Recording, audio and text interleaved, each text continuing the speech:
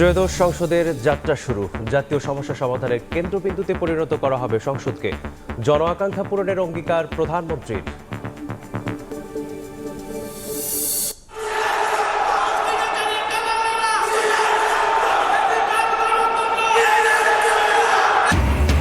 সংসদ অধিবেশনের প্রথম দিনেই বিরোধী দলের ওয়াকআউট। রাষ্ট্রপতির ভাষণের সময় প্ল্যাকার্ড হাতে প্রতিবাদ।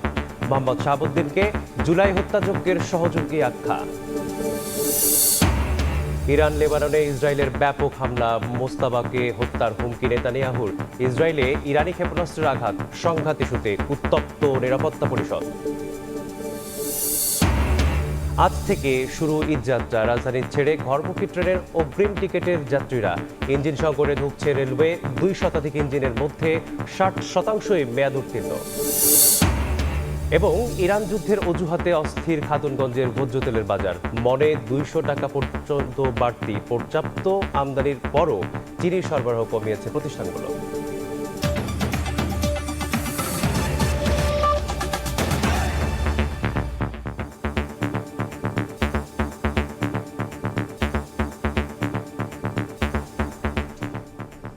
ভোরের সময় সঙ্গে আছি আমি মেসবাহুল আলিফ। যাত্রা শুরু হলো ত্রয়োদশ জাতীয় সংসদের। স্পিকার নির্বাচিত হলেন মেজর অবসরপ্রাপ্ত Hafizuddin Ahmad, deputy speaker barrister Kaiser Kamal. নতুন সংসদের সভাপতিত্ব করেন খন্দকার মোশাররফ হোসেন। প্রধানমন্ত্রী হিসেবে সব দলমতের প্রতিনিধি নিয়ে জন আকাঙ্ক্ষা পূরণ ও সংসদকে জাতীয় সমস্যা সমাধানের কেন্দ্রবিন্দুতে পরিণত করার প্রত্যয় জানান সংসদ নেতা ও প্রধানমন্ত্রী তারেক রহমান। সভাপতি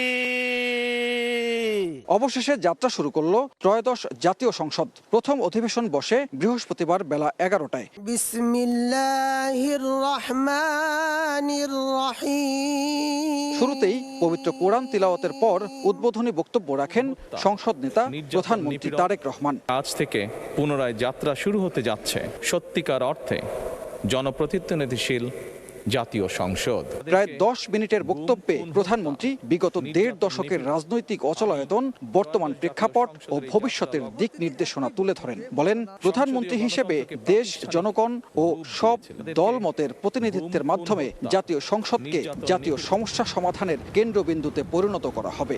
জাতীয় সংসদে দলের প্রতিনিধিত্ব করলেও প্রধানমন্ত্রী হিসাবে আমি এই জাতীয় সংসদে দেশের প্রতিনিধিত্ব করছি।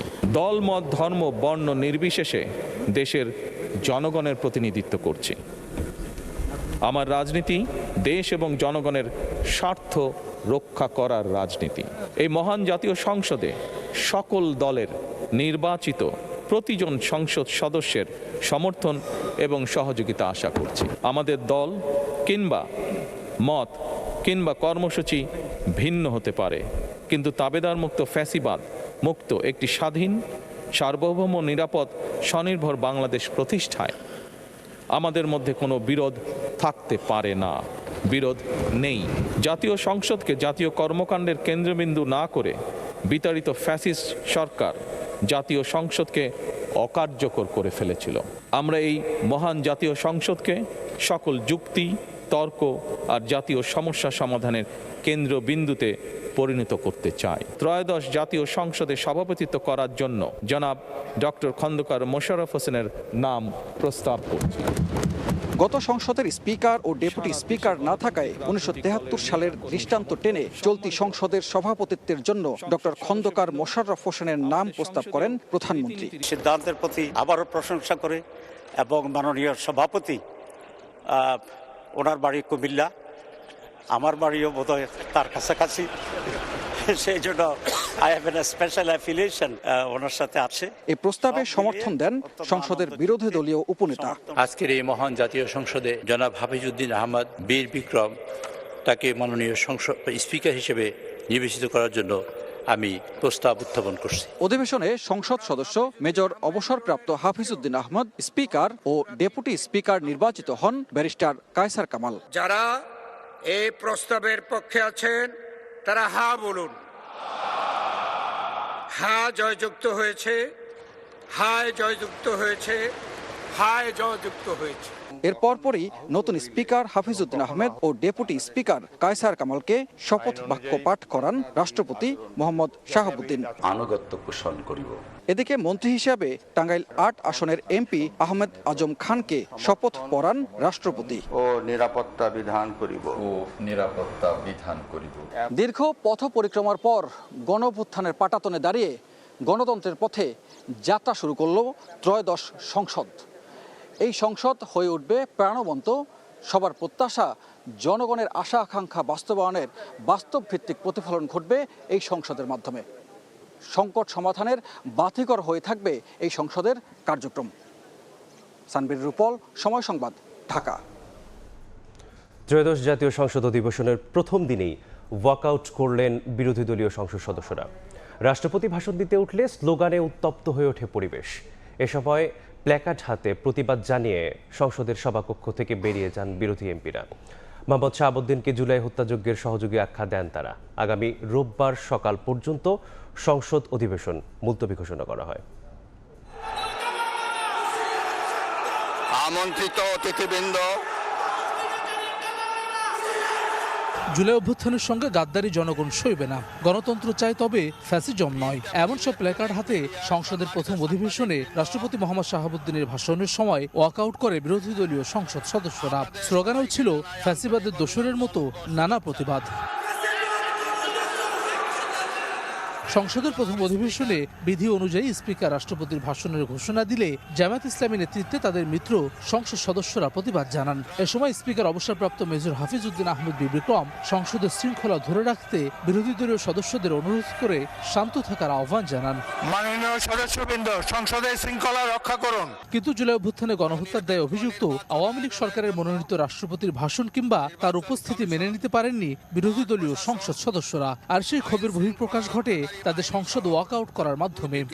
বেশি আসনে কিছুটা বিব্রত হলেও রাষ্ট্রপতি মোহাম্মদ শাহাবুদ্দিন তার লিখিত বক্তব্য দিয়ে যান। এ সময় বিপুল সংখ্যাগরিষ্ঠতা নিয়ে সরকার গঠন করায় প্রধানমন্ত্রী তারেক রহমান ও তার দল এবং মিত্রদের অভিনন্দন জানান। শক্তিশালী বিরোধী দলের প্রতিও শুভেচ্ছা জানান রাষ্ট্রপতি।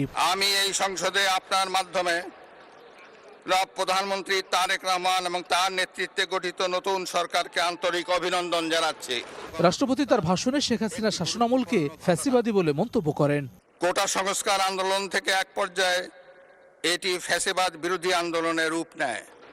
সকলের সম্মিলিত আন্দোলনের ফলে 2024 সালের 5ই আগস্ট তৎকালীন ফ্যাসিস্ট সরকারের পতন ঘটে।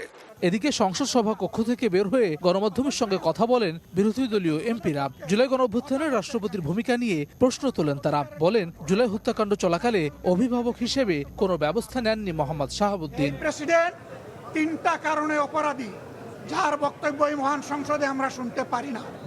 প্রথম কারণ হচ্ছে তিনি সমস্ত খুনের সহযোগী ছিলেন। তার আমলে যে খুনগুলো হয়েছে, একটা খুনের বিরুদ্ধেও তিনি শাসক গোষ্ঠীর প্রতিবাদ করেন নাই, সেই খুনে তিনি কোনো ব্যবস্থা গ্রহণ করেন নাই। রাষ্ট্রপতির বক্তব্য শেষে রোববার বেলা 11টা পর্যন্ত সংসদ মুলতবি ঘোষণা করা হয়। হাসান ওয়ালি, সময় সংবাদ, ঢাকা। এদিকে সংসদ অধিবেশনে Begum Khaleda Zia, Manmohan Singh, Ayatollah Ali Khamenei সহ দেশি বিদেশি বিশিষ্টজনের মৃত্যুতে শোক প্রস্তাব গ্রহণ করা হয়। এছাড়া অন্তর্বর্তী সরকারের আমলে প্রণীত 133টি অধ্যাদেশও উত্থাপন করা হয় অধিবেশনে। আমরা শোক প্রস্তাবে কার্যক্রম পরিচালনা করব। ত্রয়োদশ জাতীয় সংসদের প্রথম অধিবেশনে দুপুরের বিরতি শেষে উত্থাপন হয় শোক প্রস্তাব। গণতন্ত্রের আপসহীন নেত্রী বিএনপির সাবেক চেয়ারপারসন বেগম খালেদা জিয়াকে হারিয়েছি। গণতন্ত্রের আপসহীন নেত্রী বেগম খালেদা জিয়া, ভারতের সাবেক প্রধানমন্ত্রী মনমোহন সিং, ইরানের সর্বোচ্চ নেতা আয়াতুল্লাহ আলী খামেনি ও ক্যাথলিক খ্রিস্টানদের প্রধান ধর্মগুরু পোপ ফ্রান্সিসের নাম শোক প্রস্তাবে উত্থাপন করেন স্পিকার হাফিজউদ্দিন আহমেদ বীরবিক্রম। আমরা ইতিমধ্যে ভারতের সাবেক প্রধানমন্ত্রী মনমোহন সিং, ক্যাথলিক খ্রিস্টানদের প্রধান ধর্মগুরু পোপ ফ্রান্সিস। এ সময় সরকারি ও বিরোধী দল উভয় পক্ষ থেকে আরও বেশ কিছু নাম শোক প্রস্তাবে অন্তর্ভুক্তির দাবি ওঠে। মুক্তিযুদ্ধে এয়ার ভাইস মার্শাল একে খন্দকার বীরুত্তম, আমি বিনয়ের সাথে তাদের সকলের নাম ইনক্লুড করার জন্য অনুরোধ করছি। শরীফ ওসমান হাদির নাম শোক প্রস্তাবের জন্য আমরা প্রস্তাব করছি। ভারতীয় আধিপত্যবাদ বিরোধী লড়াইয়ের অন্যতম প্রতীক শহীদ আবরার ফাহাদের নাম, শহীদ ফেলানী খাতুনের নাম আমরা প্রস্তাব করছি। নতুন প্রস্তাবিত নাম বিবেচনার কথা জানিয়ে শোক প্রস্তাবের ওপর আলোচনা শুরু হয়। সরকার দলীয় সংসদ সদস্য ও মন্ত্রীরা গভীর শ্রদ্ধার সঙ্গে স্মরণ করেন বিএনপি চেয়ারপারসন ও সাবেক প্রধানমন্ত্রী মরহুমা বেগম খালেদা জিয়াকে। কখনো ভুলো না যেন তোমার ঘুমটায় আছে মানুষের আশার বারুদ। ভুলো না তোমার বাক্য প্রতীক্ষিত নিঃশ্বাস জাতির অবিচল পিঙ্গলাক্ষী হে মাতৃকা, মানুষের আশাকে জাগাও। তিনি যদিও আমাদের মধ্যে শারীরিকভাবে নেই, সারা পৃথিবীর মানুষের গণতন্ত্রের অনুপ্রেরণা হিসাবে তিনি সারা পৃথিবীর মানুষের মধ্যে জীবিত থাকবেন। বিরোধী দলের পক্ষ থেকে শোক প্রস্তাবে অন্তর্ভুক্তির জন্য উত্থাপিত নামগুলোর সপক্ষে বক্তব্য উঠে আসে। বিরোধী দলীয় নেতা ডাক্তার শফিকুর রহমান বলেন, এই সংসদ যেন কারো চরিত্র হননের স্থানে পরিণত না হয়। যেন শোক প্রস্তাবটি এক পেশে করে তৈরি করা হয়েছে। আমি আশা করি ভবিষ্যতে আমরা যদি সংসদকে নিরপেক্ষ এবং প্রাণবন্ত করতে চাই, তাহলে এসব বিষয়ে আরো সচেতন হওয়া দরকার। আমরা অতীতের সংসদগুলোতে দেখেছি, এখানে দেশের মানুষের কল্যাণ বিবেচনায় আলোচনা না হয়ে মানুষের চরিত্র হননের জন্য এখানে বিপুল সময় ব্যয় করা হয়েছে। আমি আপনাকে বিনীতভাবে অনুরোধ করব, এই সংসদ যেন কারো চরিত্র হননের কেন্দ্রে পরিণত না হয়। আপনার কাছ থেকে কেউ সামান্যতম সুযোগও যেন এই ব্যাপারে না পায়। আলোচনায় উঠে আসা সব নাম সর্বসম্মতিক্রমে শোক প্রস্তাব হিসেবে গৃহীত হয়। এছাড়া 1 মিনিট নীরবতা পালন ও তাদের আত্মার শান্তি কামনায় মোনাজাত করা হয়। পরে সংসদের সামনে অন্তর্বর্তী সরকারের 133টি অধ্যাদেশ উপস্থাপন করেন আইনমন্ত্রী মোহাম্মদ আসাদুজ্জামান।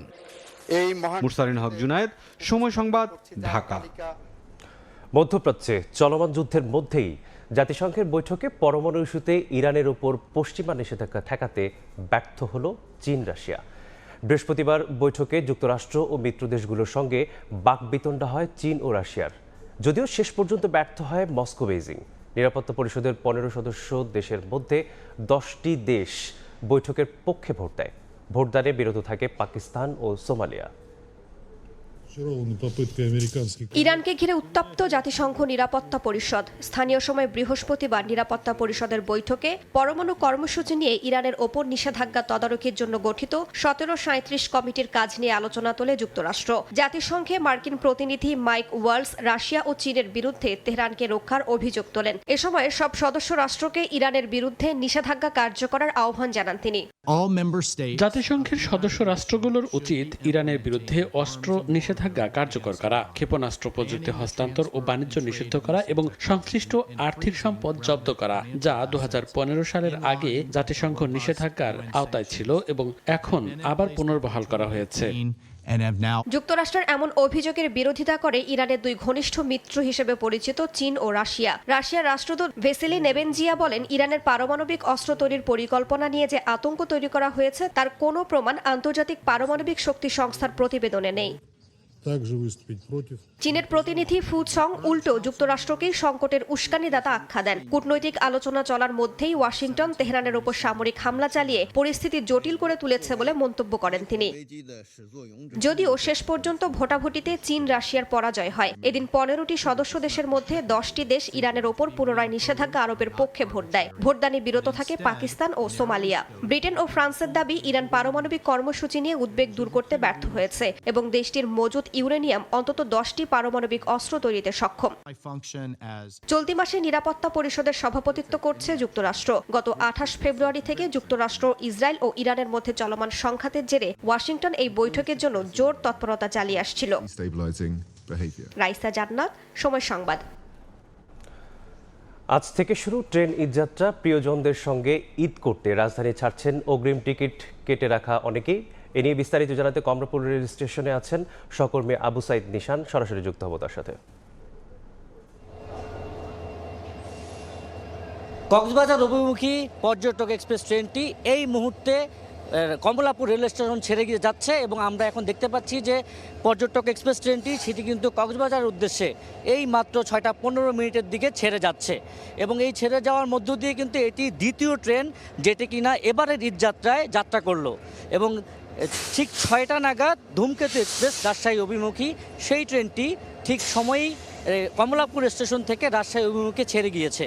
তো এখন পর্যন্ত আমরা কমলাপুর স্টেশনে যেটা দেখতে পেয়েছি যে এখানে যাত্রী চাপ তেমনটি দেখা যাচ্ছে না এবং সেই জায়গা থেকে নির্বিঘ্নে ঈদযাত্রা উপভোগ করছেন যাত্রীরা এবং ঠিক কোনো শিডিউল বিপর্যয় এখন পর্যন্ত দেখা যায়নি।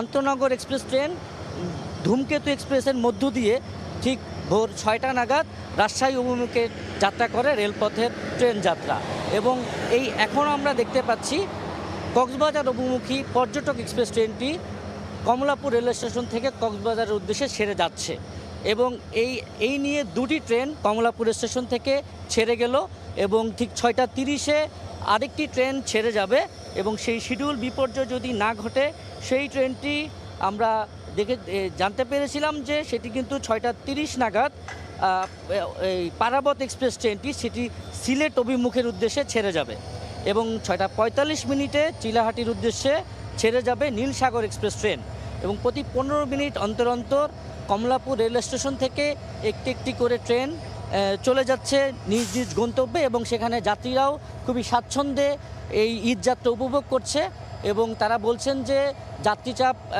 না থাকার ফলেই কিন্তু তারা এই ঘরমুখ যাত্রীদের তারা কিন্তু ঈদযাত্রার শুরুতেই তারা বাড়ির দিকে ঘরমুখ যাত্রীরা রওনা দিয়েছেন এবং এই ঘরমুখ যাত্রীরা যে রওনা দিয়েছেন তারা কিন্তু বলতে চাচ্ছেন আমাদেরকে যে তারা এই ঈদের সময় যখন ছুটি শুরু হবে তখন কিন্তু যাত্রীচাপ বাড়বে এবং সেই যাত্রীচাপের জায়গা থেকে তারা আসলে এই ঈদযাত্রার শুরু থেকেই তাদের পরিবার পরিজনকে বাড়ির দিকে পাঠিয়ে দিচ্ছেন। এই ছিল কমলাপুর রেল স্টেশনে আমার কাছে সর্বশেষ সংবাদ। ঈদযাত্রার খবর জানতে যুক্ত ছিলাম কমলাপুর রেলওয়ে স্টেশনে।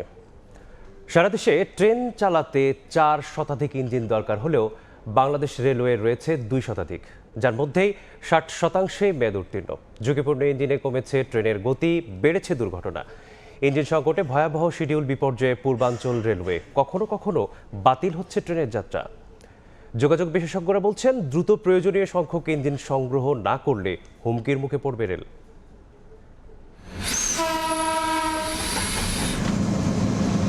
ঢাকা থেকে চট্টগ্রামের উদ্দেশ্যে ছুটছে কর্ণফুলী এক্সপ্রেস।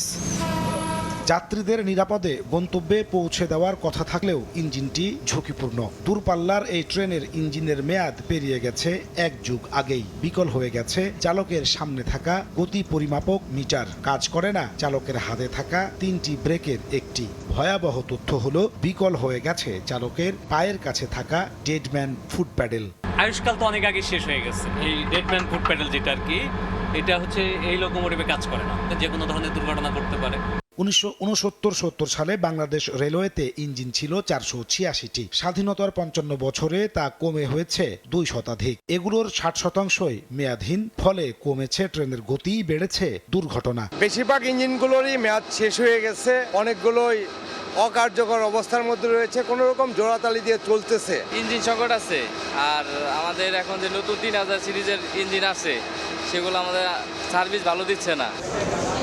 ইঞ্জিন সংকটে ভয়াবহ শিডিউল বিপর্যয়ে পড়েছে পূর্বাঞ্চল রেলওয়ে। প্রতিদিনই 3 থেকে 4টি ট্রেন মহাবিলম্ব নিয়ে যাত্রা করছে, কখনো কখনো বাতিল হচ্ছে ট্রেন যাত্রা। অলরেডি 2 ঘন্টা যাবত দাঁড়াই আছে, আরো নাকি 1 ঘন্টা লেট হবে। ঘন্টার পর ঘন্টা আমাদের এখানে ভোগান্তি পাইতে হয়। ইঞ্জিন সংকটের কারণে আমাদের প্রতিদিনই প্রায় বিলম্ব হয় আর যাত্রীদের ভোগান্তি হয়।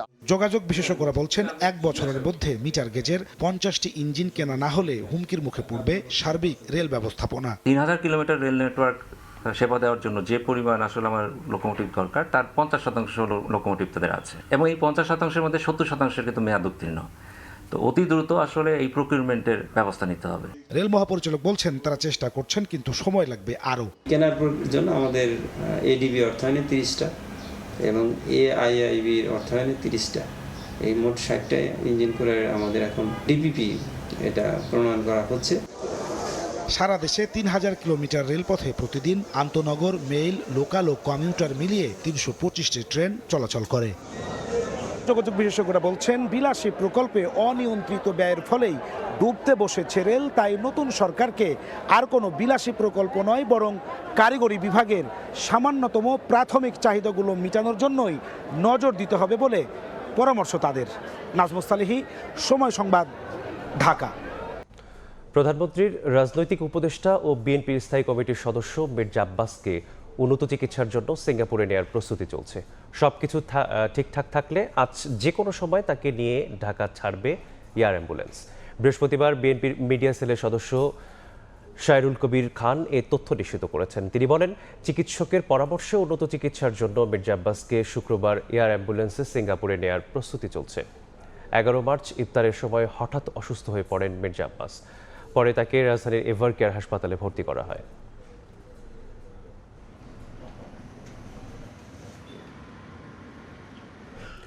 দীর্ঘ সময় অপেক্ষা করে জ্বালানি তেল নেওয়া ভোগান্তি বাড়িয়েছে চালকদের।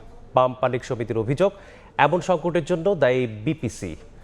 সংগঠনের নেতাদের দাবি, আমলাদের নতুন নীতির কারণে বেকায়দায় গ্রাহকরা ক্ষুণ্ণ হচ্ছে নতুন সরকারের ভাবমূর্তি। পেট্রোল পাম্পে সেই একই লম্বা সারি, যানবাহন চালকদের দীর্ঘ সময়ের অপেক্ষা। মধ্যপ্রাচ্যে যুদ্ধের প্রভাবে জ্বালানি সরবরাহ বিঘ্নিত হওয়ার পর থেকে রাজধানীতে এই চিত্র নিত্যদিনের। গেল কয়েকদিনের মতো আজও জ্বালানি নিতে এসে ভোগান্তিতে পড়েছেন প্রাইভেট কার, মোটরসাইকেল সহ বিভিন্ন ধরনের যানবাহন চালকরা। ঘন্টার পর ঘন্টা অপেক্ষায় স্বাভাবিক কার্যক্রম বিঘ্নিত হচ্ছে বলে অভিযোগ তাদের। 1 ঘন্টা সিএলই দাঁড়িয়ে প্রায় কাছাকাছি চলে আসছি, এখন অনেকটাই কষ্ট হচ্ছে রোজার ভিতরে। সরকার বলতেছে তেলের পর্যাপ্ত পরিমাণ মজুদ আছে, পাম্পওয়ালারা বলতেছে যে তেল পাচ্ছে না, এবং প্রকাশ্যে লিখে দিচ্ছে যে অকটেন, ডিজেল, পেট্রোল নাই। আমাদের যে কষ্টটা সেটা আগে বুঝতে হবে। আমরা অনেক লাইন ধরে সিরিয়াল ধরে অনেক মানে কষ্ট করে আসতেছি, 3 ঘন্টা 4 ঘন্টা চলে যাইতেছে। বিগত দিনের মতো আজকেও তো জাম ছিল না।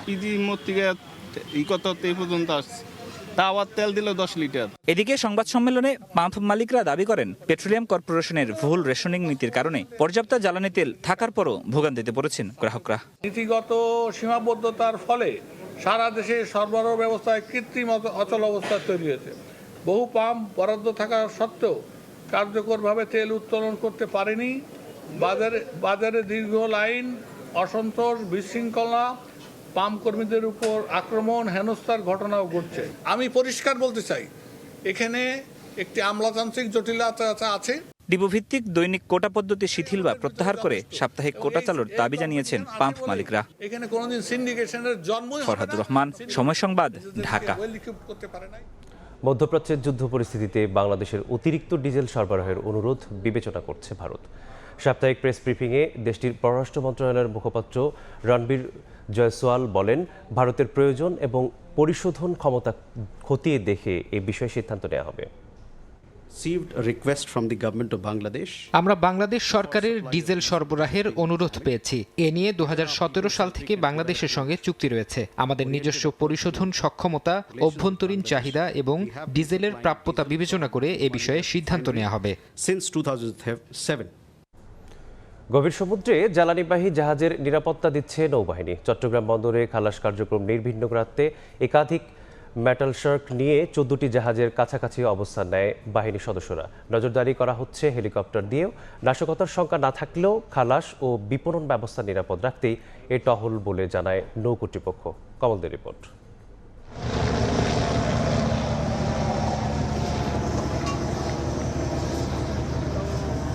চট্টগ্রাম বন্দর এবং বন্দরের বহির্নোঙর ও গভীর সাগরে অবস্থানরত জ্বালানি তেলবাহী 18টি জাহাজের নিরাপত্তা নিশ্চিত কাজ শুরু করেছে বাংলাদেশ নৌবাহিনী। বৃহস্পতিবার ভোর থেকে শুরু হয় জোরদার টহল কার্যক্রম। দ্রুতগতির মেটাল শার্ক এবং যুদ্ধজাহাজ নিয়ে পুরো বঙ্গোপসাগরে চষে বেড়াচ্ছে বাংলাদেশ নৌবাহিনী।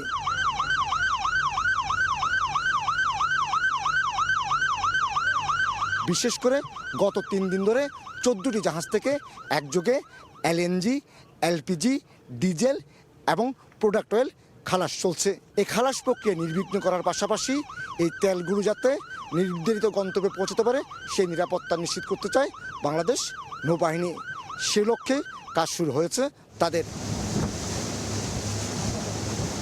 আমাদের বাংলাদেশ নৌবাহিনীর যুদ্ধজাহাজ ও দ্রুতগামী বোট মোতায়েনের পাশাপাশি মেরিটাইম পেট্রোল এয়ারক্রাফট ও হেলিকপ্টারের মাধ্যমে নজরদারি কার্যক্রম চলমান রয়েছে।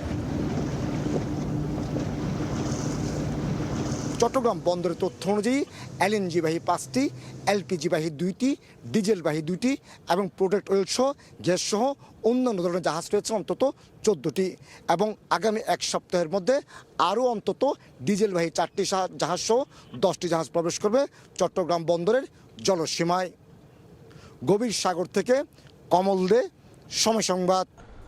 মাদারীপুরে ট্রাক চাপায় প্রাণ হারিয়েছেন মোটরসাইকেল চালক ও আরোহী। বৃহস্পতিবার দুপুরে সদর উপজেলার বাহাদুরপুরে এই দুর্ঘটনাটি ঘটে। প্রত্যক্ষদর্শীরা জানান, সদর উপজেলার শ্রীনদী থেকে সাইফুল তার এক আত্মীয়কে সঙ্গে নিয়ে মোটরসাইকেলে শহরের দিকে আসছিলেন। বাহাদুরপুরে পৌঁছালে বিপরীত দিক থেকে আসা একটি ট্রাক মোটরসাইকেলটিকে চাপা দেয়। গুরুতর আহত সাইফুল এবং আরোহী নাজমুলকে উদ্ধার করে হাসপাতালে নেওয়া হলে তাদের মৃত ঘোষণা করেন চিকিৎসক।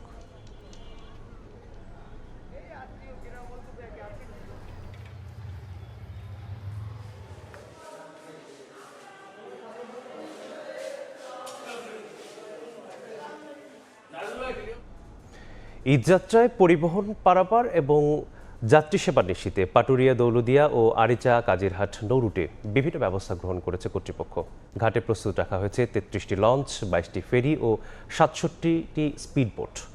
অপরাধ দমনে কঠোর অবস্থানে পুলিশ, আর যাত্রী হয়রানি বন্ধে কঠোর ব্যবস্থা নেওয়ারও আশ্বাস দেন জেলা প্রশাসন।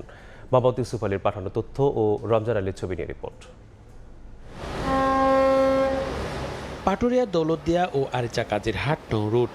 ঈদ যত ঘনিয়ে আসছে গাড়ির চাপ ততই বাড়ছে। তবে মানিকগঞ্জের পাটুরিয়া ও আরিচার ভাঙনের শিকার ঘাটগুলোতে নদীর পানির স্তর নিচে চলে যাওয়ায় পন্টুর থেকে সড়কে গাড়ি ওঠানামায় বেগ পেতে হচ্ছে। এমন অবস্থায় ঈদ যাত্রায় যানবাহন ও যাত্রী পারাপার নির্বিঘ্ন করতে নানা উদ্যোগ নিয়েছে স্থানীয় প্রশাসন। ঘাটে প্রস্তুত রাখা হয়েছে 33টি লঞ্চ, 22টি ফেরি ও 67টি স্পিডবোট। আমরা যাত্রীকে নির্বিঘ্নে পারাপারের জন্য ইতিমধ্যে আমরা কার্যক্রম শুরু করেছি। সর্বমোট মিলিয়ে আমরা 22টি ফেরি দিয়ে আমরা আমাদের ঈদ সার্ভিস পরিচালনা করতে যাচ্ছি। সার্বিক নিরাপত্তা ও যে কোনো অনিয়ম ঠেকাতে নিয়োজিত থাকবে অতিরিক্ত আইন শৃঙ্খলা বাহিনীর সদস্য। আর যাত্রী হয়রানি বন্ধে কঠোর ব্যবস্থা নেওয়ার আশ্বাস জেলা প্রশাসনের। ছোট পিক আপ ভ্যানগুলা তারা চায় যে আমরা যদি ডিঙে অর্থাৎ ওভারটেক করে একটু সামনে গিয়ে আগে উঠতে পারি, তাহলে হয়তো বাড়িতে আগে পৌঁছতে পারবো। হাইওয়ে পুলিশ, আমাদের লোকাল থানা এবং আমরা আমাদের জেলা পুলিশ লাইন থেকেও আমরা অতিরিক্ত পুলিশ দিব, অর্থাৎ লাইনটা যেন কেউ না ভাঙতে পারে। পুলিশ প্রশাসন রাস্তায় টহলের পরিমাণ বাড়িয়ে দিয়েছে। আমাদের ম্যাজিস্ট্রেটরা মাঠে আছে এবং বিআইডব্লিউটিএ ঘাট এলাকাটা নির্বিঘ্ন করার জন্য কাজ করে যাচ্ছে। এরই মধ্যে ঘাটগুলো পরিদর্শন করে প্রস্তুতি নিরীক্ষা করেছেন নৌ পরিবহন প্রতিমন্ত্রী। ঈদের যাত্রী সেবা নির্বিঘ্ন করতে সব ধরনের ব্যবস্থা নেওয়ার আশ্বাস তার। প্রত্যেকটি পথ যাতে চালু রাখা যায় সেই জন্য আমরা নিরবিচ্ছিন্নভাবে কাজ করছি। আমরা খুবই আশাবাদী যে আগামীর ঈদ স্বস্তির একটি ঈদ যাত্রা হবে। পাটুরিয়া, দৌলতদিয়া ও আরিচা কাজিরহাট নৌরুটে স্বাভাবিক সময়ে প্রতিদিন 3 থেকে 4 হাজার যানবাহন পারাপার হয়, আর ঈদের সময় এর সংখ্যা বেড়ে যায় 3 থেকে 4 গুণ। সময় সংবাদ, মানিকগঞ্জ। ঈদ সামনে রেখে রাজধানীর বিপণী বিতানগুলোতে উপচে পড়া ভিড়। কেউ এখনো ব্যস্ত পোশাকের দোকানে, কেউ বা আবার পোশাকের সঙ্গে মিলিয়ে কিনছেন গয়না ও ব্যাগ। ক্রেতা আকৃষ্ট করতে বিভিন্ন পণ্যে বাহারি অফারও দিচ্ছেন বিক্রেতারা। রমজানের শেষ দিকে জমজমাট ঈদ কেনাকাটা। রাজধানীর বিপণী বিতানে যেন উৎসবের আমেজ। সপ্তাহের শেষ কার্যদিবসে কেনাকাটা সারতে কেউ আসছেন পরিবার নিয়ে, কেউ আসছেন বন্ধুদের সঙ্গে। স্বাদ আর সাধ্যের মধ্যে পোশাক মেলাচ্ছেন ক্রেতা। কেউ পছন্দ করছেন গর্জিয়াস শাড়ি, সাদাবাহার 3 পিস, সারারা গারারা, আবার কারো পছন্দ হালকা কাজের দেশীয় পোশাক। সামনে তো ঈদ আসতে আসতে একটু গরমই পড়ে যায়, তাই একটু সফট যাতে একটু গরমটা কম লাগে। মেয়েদের জন্য কেনাকাটা হয়েছে, আমার মা, তারপর আমার খালা, সবার জন্যই হয়েছে। সাদাবাহার আছে, সারারা আছে, লং পটান আছে। কেউ কেউ পোশাকের পালা চুকিয়ে ছুটছেন ম্যাচিং জুয়েলারি ও ব্যাগের দিকে। 3 পিস কিনা শেষ, এখন ম্যাচিং করে ব্যাগ কিনতে আসছে। জুতা কিনেছি, এখন ব্যাগ দেখছি, ব্যাগ নিবো আর কি। বেবিদের জন্য ক্লিপ কিনবো, ব্যান্ড কিনবো, ড্রেস নিবো। পণ্যের দাম ও মান নিয়ে ক্রেতাদের রয়েছে মিশ্র প্রতিক্রিয়া। এত বেড়ে গেছে দাম তা না, মোটামুটি রিজনেবল আছে মনে হচ্ছে যে একটু ব্যাগের প্রাইসগুলো একটু বেশি হয়ে গেছে। বিক্রি বাড়ায় সন্তুষ্ট বিক্রেতা। কেউ কেউ ক্রেতাদের জন্য ঈদ উপলক্ষে দিচ্ছেন বিশেষ ছাড়। রাত্রে 1টা পর্যন্ত মার্কেট খোলা থাকে, তারপরে আমাদের যাইতে থাকে 3টা পর্যন্ত, বের হইতে 3টা বাজে। গত বছর থেকে এবার কাস্টমার বেশি। এই মার্কেটের 20 বছরের অভিজ্ঞতায়ও সবচেয়ে বেশি এই বছরই আমাদের ক্রেতা সাধারণ ওনারা কেনাকাটা করতে মার্কেটে বেশি জমজমাট হয়েছে। রমজানের শেষ দিকে বেচাকেনা আরও জমজমাট হওয়ার প্রত্যাশা ব্যবসায়ীদের। জিনাতারা যশোয়া, সময় সংবাদ, ঢাকা। রমজান শেষ হতে চললেও বিক্রি মন্দার কবলে পড়ে আছেন নারায়ণগঞ্জের জামদানি সংশ্লিষ্টরা। এমনকি উচ্চ মূল্যের কাঁচামালের বিপরীতে শাড়ির ন্যায্য মূল্য পাচ্ছেন না বলে অভিযোগ তাদের। তবে পাশে থাকার আশ্বাস দিয়েছেন জেলা প্রশাসক। আরিফ হোসেনের ছবিতে শওকত আলী সৈকতের রিপোর্ট। রমজানের শেষ দিকে ঈদ কেনাকাটা জমে উঠলেও হতাশার চাদরে জড়িয়ে আছেন নারায়ণগঞ্জের তাঁত শিল্প সংশ্লিষ্টরা। রং, সুতাসহ বিভিন্ন কাঁচামালের দাম বেড়ে যাওয়ায় উৎপাদন খরচও উঠছে না বলে অভিযোগ তাদের। আমরা তাঁতিরা তো ন্যায্য মূল্য মানে এটা পায় মহাজনরা, যারা মার্কেটে দোকানদাররা এরা পায়। আমরা খালি কাজ করি খাই, কোন রকম চলতেছে জামদানি নিয়ে। সুতার দাম বাড়তেছে, রঙের দাম বাড়তেছে, আমরা তেমন একটা ন্যায্য মূল্য পাচ্ছি না। কাপড় বিক্রি তো হয় না, চলাটা খুব কষ্ট হয়ে গেছে। দেশের ঐতিহ্যবাহী জামদানি শিল্পকে রক্ষা করতে সরকারের বিশেষ সহযোগিতা চান ঈদ কেন্দ্রিক ব্যবসায় লোকসান গোনা তাঁতি ও ব্যবসায়ীরা। তাঁতিরা এমনি উৎপাদন করতেছে ঠিকই, কিন্তু আমরা উৎপাদন পণ্য সঠিকভাবে বাজারজাত করতে পারতেছি না। শাড়িতে এখন উৎপাদন খরচ বেড়ে গেছে, কারণ রং, সুতার এগুলা কাঁচামালের দাম বেড়ে গেছে। সরকারের কাছে আমাদের দাবি রং, সুতা, কাঁচামাল এগুলো আমদানি সহজ শর্তে আমদানি করার সুযোগ করে দেওয়া, আর রপ্তানি বাজারটা বাড়াবো আমাদের ভারতের সাথে, যাতে বর্ডার দিয়ে মাল পাঠাতে পারি। ঐতিহ্যের জামদানিকে বাঁচাতে সব ধরনের সহযোগিতার আশ্বাস দিয়েছেন নারায়ণগঞ্জের জেলা প্রশাসক। সার্বিকভাবে আমরাও চাই যে জামদানি শিল্পটি এগিয়ে যাক, এবং এর জন্য আমাদের তরফ থেকে যতটুকু করে ততটুকু আমরা করব, বাকিটা আমরা মন্ত্রণালয়গুলোর হাতে সহায়তা চাইব। নারায়ণগঞ্জের সোনারগাঁ ও রূপগঞ্জ উপজেলায় 9 শতাধিক জামদানি কারখানার সঙ্গে অন্তত 30,000 তাঁতি জড়িত। শওকত আলী সৈকত, সময় সংবাদ, নারায়ণগঞ্জ। জমে উঠেছে পাদুকা বেচাকেনা। কিশোরগঞ্জের ভৈরবে পাদুকা তৈরিতে ব্যস্ত সময় পার করছেন শ্রমিকরা। বিভিন্ন এলাকা থেকে আসছেন পাইকাররা। কারখানা মালিকরা বলছেন নানা কারণে তাদের ব্যবসা টিকিয়ে রাখতে কষ্ট হয়ে যাচ্ছে। এজন্য সরকারি সহযোগিতার দাবি তাদের। মোহাম্মদ ফজলুর রহমানের পাঠানো তথ্য ও ছবিতে রিপোর্ট। ঈদ উপলক্ষে জমজমাট কিশোরগঞ্জের ভৈরবের পাদুকা শিল্প। বিভিন্ন ডিজাইন এবং বাহারি রং ও নামের পাদুকা তৈরি করতে ব্যস্ত সময় পার করছেন শ্রমিকরা। দেশের পাদুকা শিল্পের অন্যতম এলাকা ভৈরব। এখানকার পাদুকা সরবরাহ করা হয় রাজধানী সহ দেশের বিভিন্ন জেলায়। ঈদ মৌসুমে চাহিদা বাড়ায় বেড়ে যায় সরবরাহ। এ কারণে বর্তমানে পাদুকা তৈরিতে দম ফেলার সুযোগ নেই শ্রমিকদের। বিভিন্ন এলাকা থেকে আসছেন পাইকাররা। ভৈরব আমরা মার্কেট পাইলেছি, তখন আঙ্কেল আমরা ঢাকার কালেকশন কমাই লেছি। এখন ইনশাল্লাহ ভৈরব থেকে আমার সপ্তাহে ইনশাল্লাহ 2 গাড়ি মাল যায়। সব রকম ট্রান্সপোর্ট আছে, সহজে মাল নেওয়া যায়, দামও কম। ঢাকা থেকে এখানে কিছু কমে দাম পাওয়া যায়, এদিক দিয়ে সুবিধা। আমরা নিয়ে এখান থেকে নিয়ে মোটামুটি আমরা একটা লাভবান আছি মোটামুটি, আলহামদুলিল্লাহ। তবে কারখানা মালিকরা বলছেন নানা কারণে তাদের ব্যবসা টিকিয়ে রাখতে কষ্ট হচ্ছে। এজন্য সরকারি সহযোগিতার দাবি তাদের।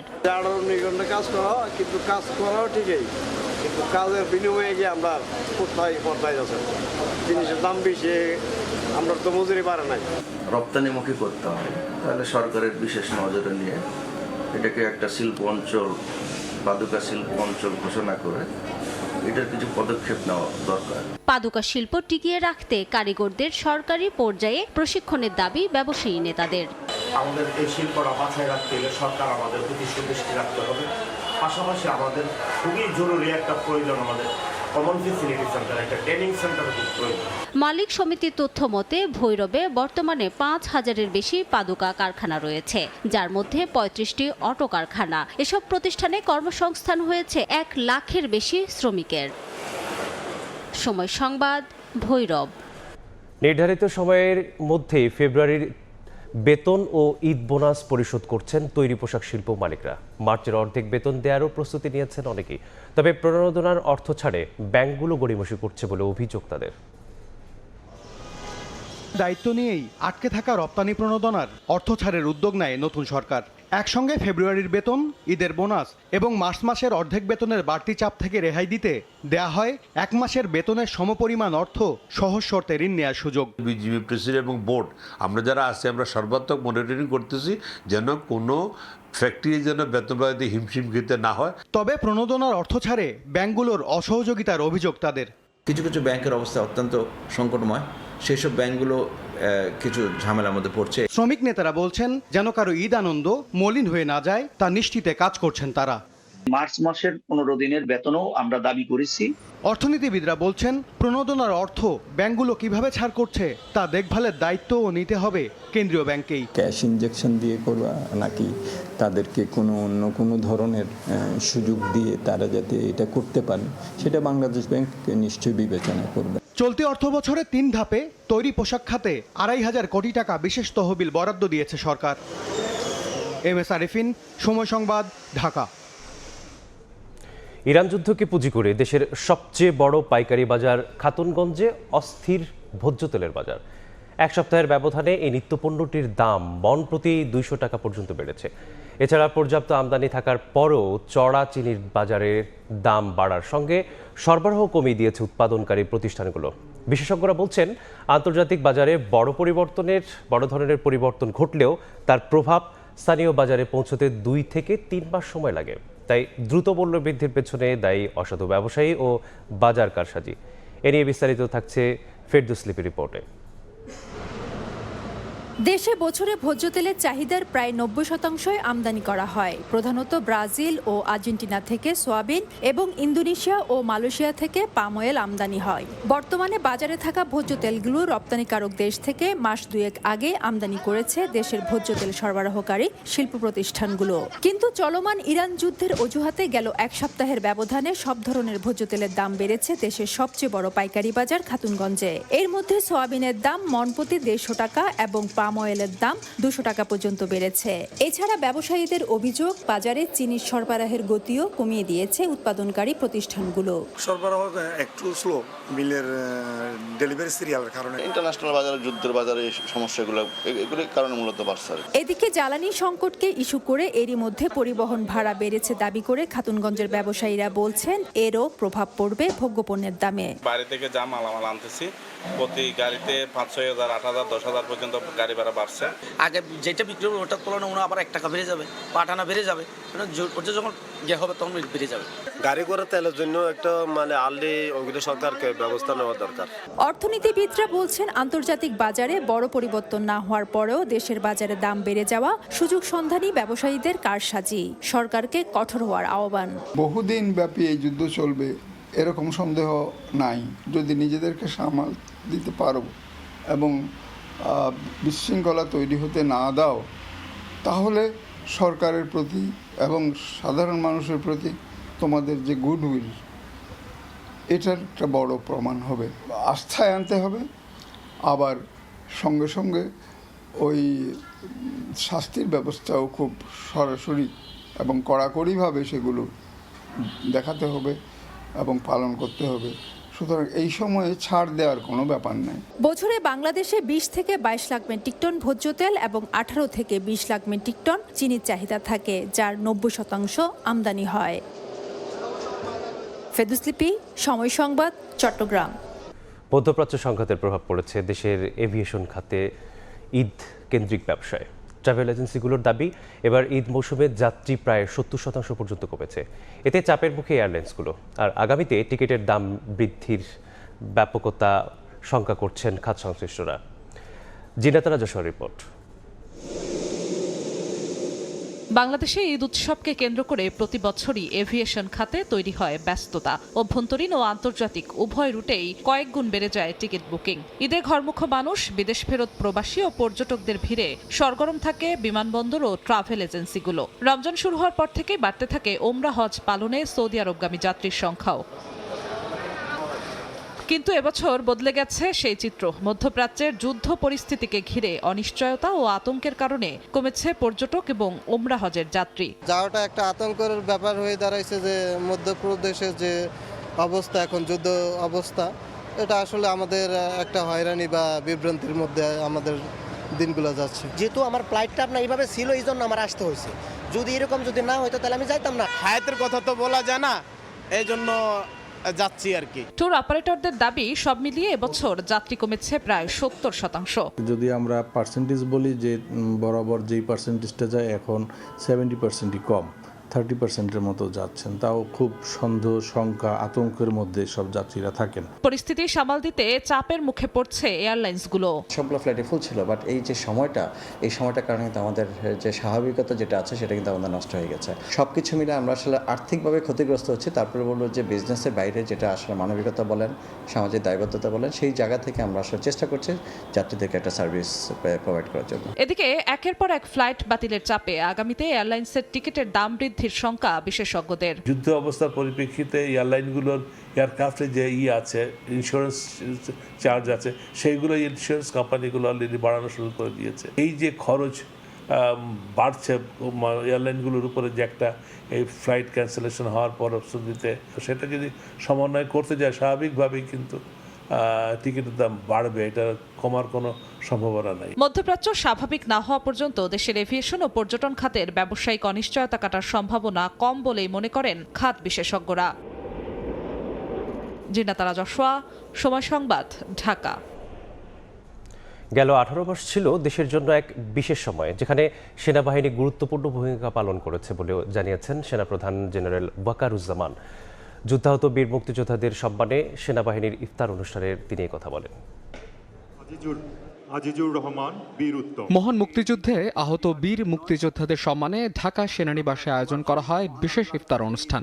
এক ছাদের নিচে উপস্থিত হন ৭১-এর সেই বীর সেনারা। ইফতারের আগে স্মৃতিচারণ করেন ৭১-এর সেই রক্ত ঝরা দিনগুলোর। দেশ ও জাতির প্রতি দায়িত্ব পালনে সেনাবাহিনীর ভূমিকায় সন্তোষ প্রকাশ করেন মুক্তিযোদ্ধারা। আজকে আমাদের সেই রণাঙ্গনের যারা আহত হয়েছে তাদের সাথে আমরা মত বিনিময় করব। যারা আহত হয়েছে তাদের জন্য আমরা দোয়া করি। সেনাপ্রধানকে ধন্যবাদ জানাচ্ছি এবং সেনাবাহিনীর সকল সদস্যদেরকে ধন্যবাদ জানাই। তাদের কারণে আজকে আমরা প্রাক্তন মুক্তিযোদ্ধারা এখানে একত্রিত হতে পেরেছি। আমি মেজর জেনারেল নাজর হোসেন শাহ, যে 16 ইনফ্যান্ট্রি ডিভিশনাল কমান্ডার ছিল পাকিস্তানের, নর্থ বেঙ্গলের যে কমান্ডার ছিল, তাকে আমি অ্যাম্বুশ করি রংপুর পীরগঞ্জে। ওই যুদ্ধের জন্য আমি বীর বিক্রম উপাধিতে ভূষিত হই। আর আমরা যখন ইন্ডিয়াতে যাওয়ার পথেই আমি আমাদের স্বাধীনতার ঘোষক প্রেসিডেন্ট জিয়া রহমানের ঘোষণা রেডিওতে শুনেছিলাম যাওয়ার পথেই। তখন থেকে আমাদের ভিতরে একটা উদ্দীপনা এসেছিল। অনুষ্ঠানে দেশের অন্তর্বর্তী সরকারের সময় সেনাবাহিনীর পেশাদারিত্ব ও দায়িত্ববোধের গুরুত্ব তুলে ধরেন সেনাপ্রধান। আপনারা জানেন যে গত 18 মাস ধরে আমরা একটা বিশেষ সময় পার করেছি এবং সেনাবাহিনী দেশের শান্তি শৃঙ্খলা রক্ষার কাজে নিয়োজিত ছিল। একটা গণতান্ত্রিক প্রক্রিয়া আমরা চলে গেছি। নতুন সরকার আজকে প্রথম সেশন ছিল, এখানে সব সরকার এবং বিরোধী দলরা ছিল।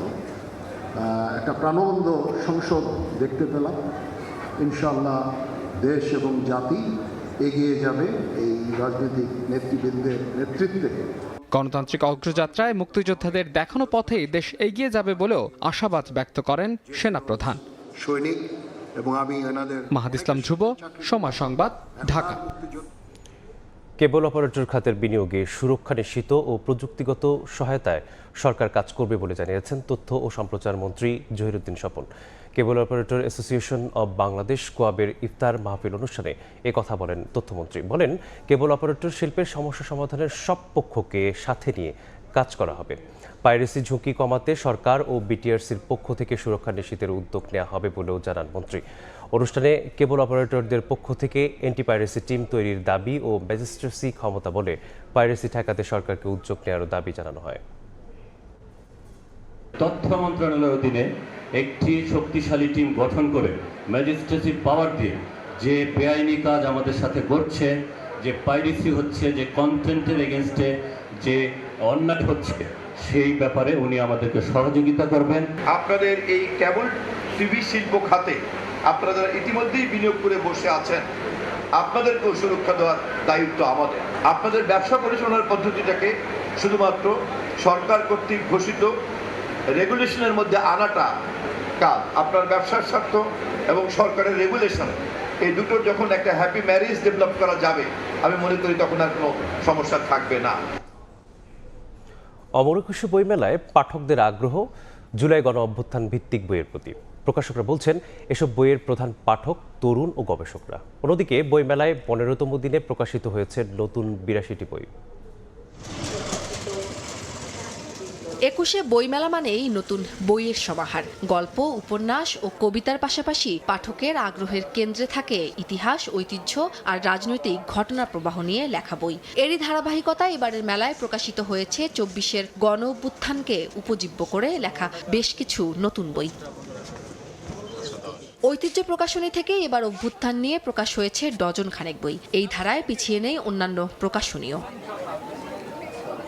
প্রকাশকরা জানাচ্ছেন ছাত্র জনতার রক্তক্ষয়ী লড়াইকে ছাপার অক্ষরে ফুটিয়ে তোলা এসব বইয়ে বেশি আগ্রহ তরুণ ও গবেষকদের। 15-20টা বই প্রকাশ, বেশি 30-35টার মতো, মানে শুরুর থেকে পর্যন্ত।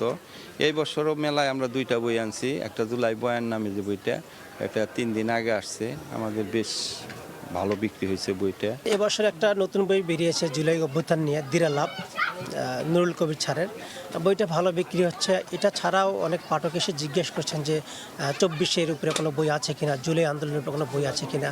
পাঠকদের অনেকেই মনে করেন ইতিহাস জানতে এবং ভবিষ্যৎ প্রজন্মের কাছে তা তুলে ধরতে এমন প্রকাশনা তাৎপর্যপূর্ণ।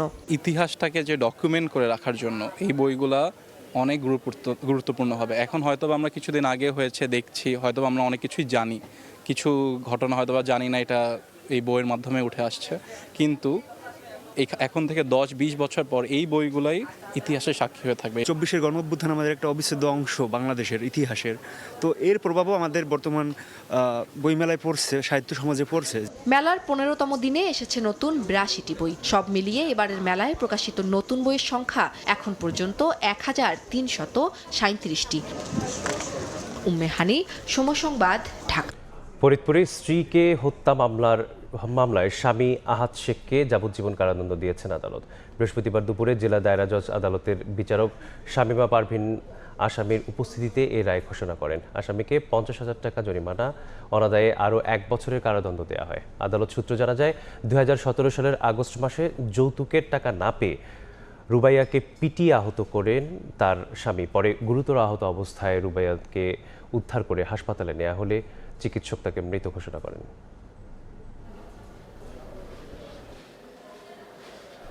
অস্বাস্থ্যকর পরিবেশে খাবার তৈরি ও ক্ষতিকারক কেমিক্যাল ব্যবহারের দায়ে দিনাজপুরে 2টি বেকারি ও ব্রাহ্মণবাড়িয়ার একটি কারখানাকে জরিমানা করা হয়েছে। বৃহস্পতিবার দুপুরে দিনাজপুরের হিলিবাজার, চারমাথা মোড় ও চণ্ডীপুর এলাকায় অভিযান পরিচালনা করা হয়। এ সময় খাবার তৈরিতে ক্ষতিকারক কেমিক্যাল ব্যবহারের দায়ে 2টি বেকারিকে 14,000 টাকা জরিমানা করা হয়। এছাড়া দেশি কাপড়কে ভারতীয় বলে বিক্রির দায়ে 3টি দোকানকে 30,000 টাকা জরিমানা করা হয়। অন্যদিকে বিকেলে ব্রাহ্মণবাড়িয়ার বাঞ্চারামপুরে উজানচরের একটি কারখানায় গুড় তৈরির বিভিন্ন ধরনের রঙের ব্যবহার পাওয়া যায়। জিজ্ঞাসাবাদে দায় স্বীকার করেন কারখানার দায়িত্বরত কর্মকর্তারা।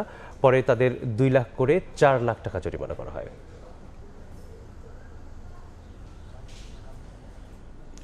কক্সবাজার সৈকতে অবৈধ স্থাপনার ছড়াছড়ি। 2 দিন মাইকিংয়ে সতর্ক করার পর 30টিরও বেশি দোকান উচ্ছেদ করেছে জেলা প্রশাসন। এদিকে রাজস্ব আদায়ের পরও দোকান ভেঙে ফেলায় ক্ষতিপূরণের দাবি ব্যবসায়ীদের। কক্সবাজার সমুদ্র সৈকতে সুগন্ধা পয়েন্টের বালিয়াড়িতে ফিশ ফ্রাই মার্কেট সয়লাভ ছিল অবৈধ ও অস্থায়ী স্থাপনায়। বৃহস্পতিবার বিকেলে জেলা প্রশাসনের অভিযানে উচ্ছেদ করা হয় এসব দোকানপাট। সরিয়ে ফেলা হয় 3 ট্রাক অস্থায়ী দোকান। রাস্তার পাশে গড়ে ওঠা অন্য দোকানগুলোও দ্রুত সরিয়ে নেওয়ার নির্দেশনা দেওয়া হয়। তবে রাজস্ব দিয়ে দোকান বসানোর পরও ভেঙে ফেলায় ক্ষুব্ধ ব্যবসায়ীরা।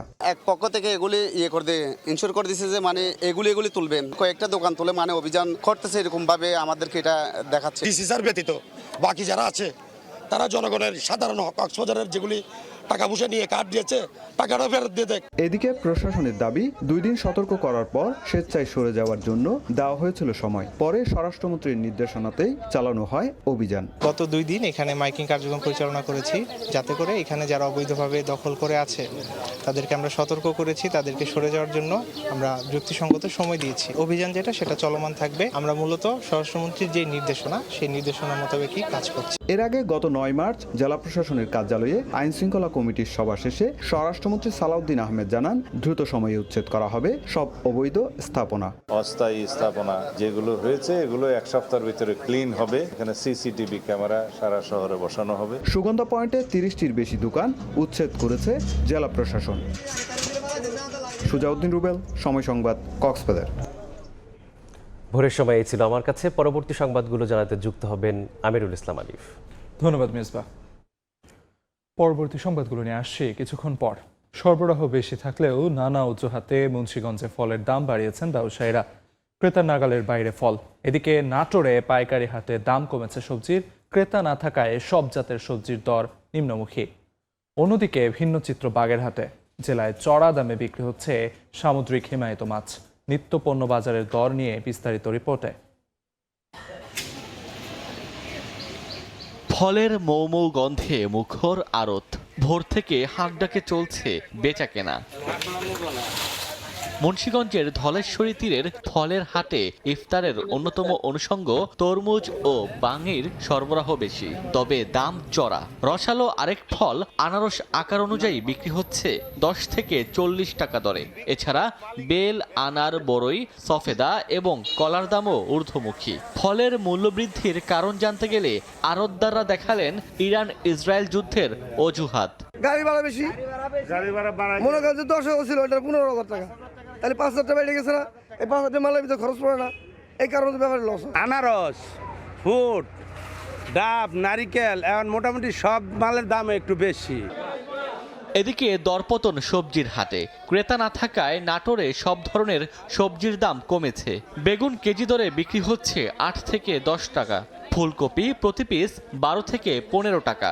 পেঁপে 8 টাকা কেজি। শিম 8 থেকে 10 টাকায় বিক্রি হচ্ছে। তখন 12 টাকা ছিল, এখন মনে করেন যে 4 টাকা, তাও দাম কয় না। সকাল থেকে বেগুন আনছি, কোনো কথাই নাই, কোনো ক্রেতাও নাই, কোনো ইয়েও নাই, কোনো দামও কয় না। লাউ আনিছি, ভ্যান ভাড়াই হবে না। অন্যদিকে বাগেরহাটে চড়া দামে বিক্রি হচ্ছে সামুদ্রিক হিমায়িত মাছ। চাহিদা বেশি, তবে সরবরাহ কম, এতে বেড়েছে দাম।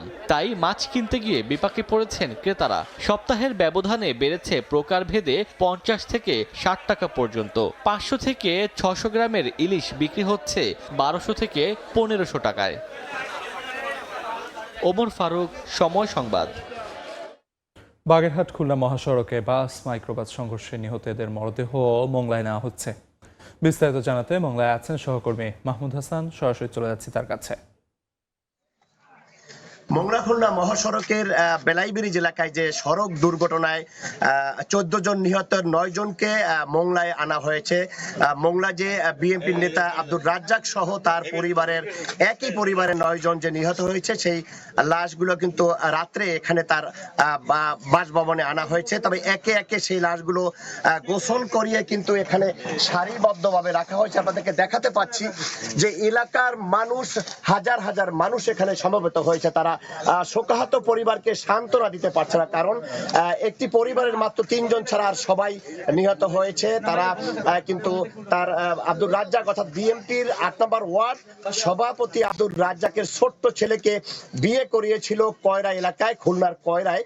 সেখানে নববধূকে নিয়ে যখন আসার পথে বেলাইবেরিজ এলাকায় অর্থাৎ মোংলা খুলনা মহাসড়কের যে বেলাইবেরিজ এলাকায় আসার সময় নৌবাহিনীর একটি যাত্রীবাহী বাসের সাথে মাইক্রোবাসের মুখামুখি সংঘর্ষ হয় এবং ঘটনাস্থলে বেশ কয়েকজন মারা যায়। বাকি যে রক্তাক্ত জখম যারা হয়েছিল তাদেরকে রামপাল এবং খুলনা মেডিকেল কলেজ হাসপাতালে নেওয়ার পথে সর্বমোট 14 জন নিহত হয়েছে, এমন খবর কিন্তু আমরা পেয়েছি। তবে এই 14 জনের মধ্য থেকে একই পরিবারের 9 জনকে রাত্রে রাজ্জাকের বাসভবনের সামনে আনা হয়েছে এবং বাকি যে 4 জন অর্থাৎ কনের সাথে যে এক যুবতী এবং 2 জন বৃদ্ধ নারী ছিল, সেই 4 জনকে কিন্তু কয়রায় নেওয়া হয়েছে। এছাড়া যে মাইক্রোবাস চালক সেই মাইক্রোবাস চালক কিন্তু রামপালে তাকে তার বাড়িতে নেওয়া হয়েছে। তবে যে তথ্যটি আমরা পেয়েছি, রাজ্জাক পরিবারে যে একই পরিবারের 9 জন,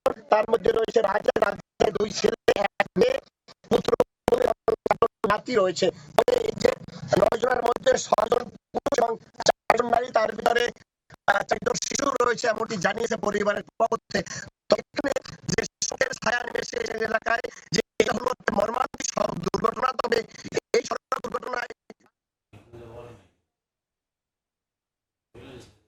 সরাসরি যুক্ত ছিলাম মংলায়। সহকর্মী মাহমুদ হাসান জানাচ্ছিলেন বাগেরহাট খুলনা মহাসড়কে সড়ক দুর্ঘটনায় নিহতদের মরদেহ নেওয়ার সবশেষ খবরাখবর। রমজানের মধ্যে পাবনার পাইকারি মাছ বাজারে বেড়েছে সব ধরনের মাছের দাম। বিস্তারিত জানাতে পাবনা মাসুম বাজারে আছেন রিপোর্টার সবুজ মোল্লা। সরাসরি চলে যাচ্ছি তার কাছে। তো অনেকটা নির্ভর থাকে পাবনার উপর, কারণ এই জেলার উপর দিয়ে কিন্তু বয়ে গেছে বেশ কয়েকটি নদী। আমরা খেয়াল করলে আসলে জানবে যে পাবনার উপর দিয়ে বেশ কয়েকটি নদী কিন্তু বয়ে গেছে। এছাড়া যে বিলের যে সকল মাছগুলো রয়েছে সেগুলো কিন্তু বাজারজাত করা হয়ে থাকে। বেশ কয়েকদিন ধরে লক্ষ্য করা যাচ্ছে মাছের বাজার দর কিন্তু কিছুটা বেশি লক্ষ্য করছে। এই মুহূর্তে আমরা রয়েছি পাবনার মাসুম বাজারে। এটি কিন্তু পাবনা জেলার পাইকারি মাছ বাজারদের মধ্যে সবচেয়ে বড় কিন্তু মাছের আড়ত। আসলে এই মাছের আড়ত যেটি, এটি সকাল 6টা থেকে শুরু হয়ে কিন্তু এই মাছের যে পাইকারি বেচা কিনা সেটা কিন্তু 8টা থেকে 8:30 পর্যন্ত মূলত বেচা বিক্রি হয়ে থাকে। এখানে জেলার বিভিন্ন ব্যবসায়ীরা কিন্তু মাছ কিনে কিন্তু অন্যান্য জেলায় কিন্তু নিয়ে যাওয়া পর্যন্ত হয়ে থাকেন। এছাড়া লোকাল বাজারগুলোতে পাবনা জেলার শহর, বড় বাজার সহ ছোট বাজার এমনকি বিভিন্ন জায়গায় এই মাছগুলো সরাসরি যারা এখান থেকে কেনেন ব্যবসায়ীরা তারা কিন্তু খুচরা মূল্যে বিক্রি করে থাকেন। এছাড়া শুধু এখানে নয়, ঢাকা সহ অনেক বড় বড় শহরে কিন্তু পাবনার মাছের কিন্তু সুনাম রয়েছে। এই কারণে মাসুম বাজারে ঢাকা সহ বিভিন্ন জায়গার ব্যবসায়ীরা কিন্তু এখানে এসে নিয়ে যান। গুরুত্বপূর্ণ একটি ফ্যাক্ট থেকে যায়, রমজান থেকে কিন্তু এই মাছের বাজারে কিন্তু দাম কিছুটা বৃদ্ধি লক্ষ্য করছি। বর্তমানে তেলাপিয়া 2 কেজি পাইকারিতে বিক্রি হচ্ছে 165 থেকে 70 টাকা পর্যন্ত। পাঙ্গাস আমরা লক্ষ্য করছি 5 কেজি ওজনের পাঙ্গাস, যেটি একটি ওজন 5 কেজি, সেটা 250 থেকে 260 টাকা কেজিতে বিক্রি হচ্ছে। পাবদা মাছ বিক্রি হচ্ছে 350 থেকে 360 টাকা কেজিতে কিন্তু পাবদা মাছ বিক্রি করা হচ্ছে। ছোট পুঁটি যেটাকে বলা হয়, ছোট পুঁটি বিক্রি হচ্ছে 650 টাকা কেজি। এছাড়া বাটা মাছ রয়েছে। এখানে বাটা মাছের চাহিদা কিন্তু পাবনাতে ব্যাপক পরিমাণে রয়েছে। বাটা মাছ বিক্রি হচ্ছে 120 থেকে 130 টাকা কেজি। এছাড়া রুই মাছের কথা যদি আমরা একটু বলি, তাহলে রুই মাছ বিক্রি হচ্ছে 280 থেকে 300 টাকা কেজি। বড় রুই একটা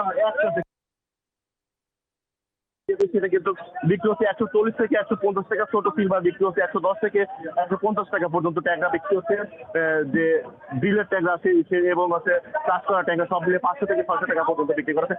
এই ছিল আমার কাছে এখন পর্যন্ত সর্বশেষ। পাবনার মাসুম বাজার থেকে সবশেষ খবরাখবর জানাচ্ছিলেন সহকর্মী সবুজ মোল্লা। ফরিদপুরে চলছে পেঁয়াজ বীজ উৎপাদন, তবে চলতি মৌসুমে মৌমাছি না থাকায় হাত দিয়ে পরাগায়ন করতে হচ্ছে চাষিদের। পরাগায়নের জন্য সরকারের পক্ষ থেকে আধুনিক প্রযুক্তির ব্যবস্থার দাবি তাদের।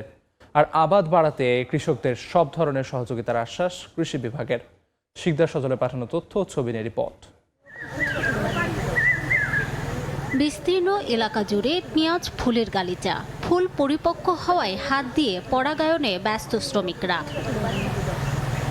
ফরিদপুরে চলছে পেঁয়াজ বীজ উৎপাদন। নভেম্বর ডিসেম্বরে আবাদ শুরু হওয়ায় ফলন উঠবে আগামী এপ্রিল মে মাসে। দেশের পেঁয়াজ বীজের চাহিদার অর্ধেক এ জেলা থেকে পূরণ হওয়ায় চাহিদাও বেশি। তবে চলতি মৌসুমে মৌমাছি না থাকায় হাত দিয়ে পরাগায়ন করতে হচ্ছে চাষিদের। পরাগায়নের জন্য সরকারের পক্ষ থেকে আধুনিক প্রযুক্তির ব্যবস্থার দাবি তাদের। ব্যাপক হারে পেঁয়াজের বীজ আবাদ করছি, সেই তুলনায় আমাদের প্রাকৃতিকভাবে যে মৌমাছিটা পরাগায়ন হইতো সেই মৌমাছিটা আমরা পাচ্ছি না। পেঁয়াজের বীজের সময় আমরা মনে করেন যে পরাগায়ন করি, প্রতি বছরই 3 বছর ধরে করতেছি। পরাগায়ন করার পরে 2 মাস কত হয়ে যায়, 2 মাস একটু কমও লাগে। পরাগায়ন করলে ফেরে ধরেন চিটে থাকে না, দানাটা পুষ্ট হয়। পেঁয়াজ বীজের আবাদ বাড়াতে কৃষকদের সব ধরনের সহযোগিতার আশ্বাস কৃষি বিভাগের। পরাগায়নটা মূলত হচ্ছে পোকার মাধ্যমে হয়ে থাকে, কিন্তু কৃষকেরা যেহেতু বালাইনাশক ব্যবহার করে তার ফলে যে পোকার যে উপস্থিতিটা অনেক জায়গায় কম। এই জন্য মূলত হ্যান্ড পলিনেশনটা করা হয়, যাতে যে বীজের পরাগায়নটা সঠিকভাবে হয় এবং বীজের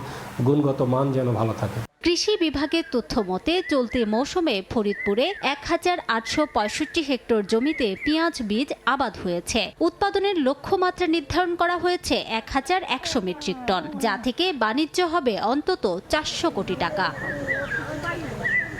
সময় সংবাদ, ফরিদপুর। আলু উৎপাদনের অন্যতম শীর্ষ জেলা মুন্সিগঞ্জে চলতি বছরেও আলুর দর পতনে বিপাকে কৃষক। বাজারে আলু দর কেজি প্রতি মাত্র 16 টাকা। বিস্তারিত জানাতে মুন্সিগঞ্জ থেকে যুক্ত হচ্ছেন রিপোর্টার নাসির উদ্দিন উজ্জ্বল। সরাসরি যাচ্ছি তার কাছে। যেখানে মুন্সিগঞ্জের একটি ভালো অবস্থান চলছিল, সেখানে কিন্তু এবছরও আলু কৃষকের গলার কাটায় পরিণত হয়েছে। আপনারা লক্ষ্য করছেন যে আলুর হাট, সেখানে আলুর বড় বড় স্তূপ, কিন্তু এই আলুগুলো কিন্তু কৃষক যে বাম্পার ফলন ফলিয়েছে সেখানে তাদের খুশির মুখের পরিবর্তে কিন্তু হতাশা কাজ করছে এবং তারা বলছেন যে তাদের উৎপাদন খরচও উঠছে না। এই বাজারে কিন্তু এই আলু 15 থেকে 16 টাকা কিংবা 14 টাকা কেজি দরে বিক্রি হচ্ছে, কিন্তু জমিতে কিন্তু এই আলু বিক্রি হচ্ছে 8 থেকে 10.5 টাকা কেজিতে।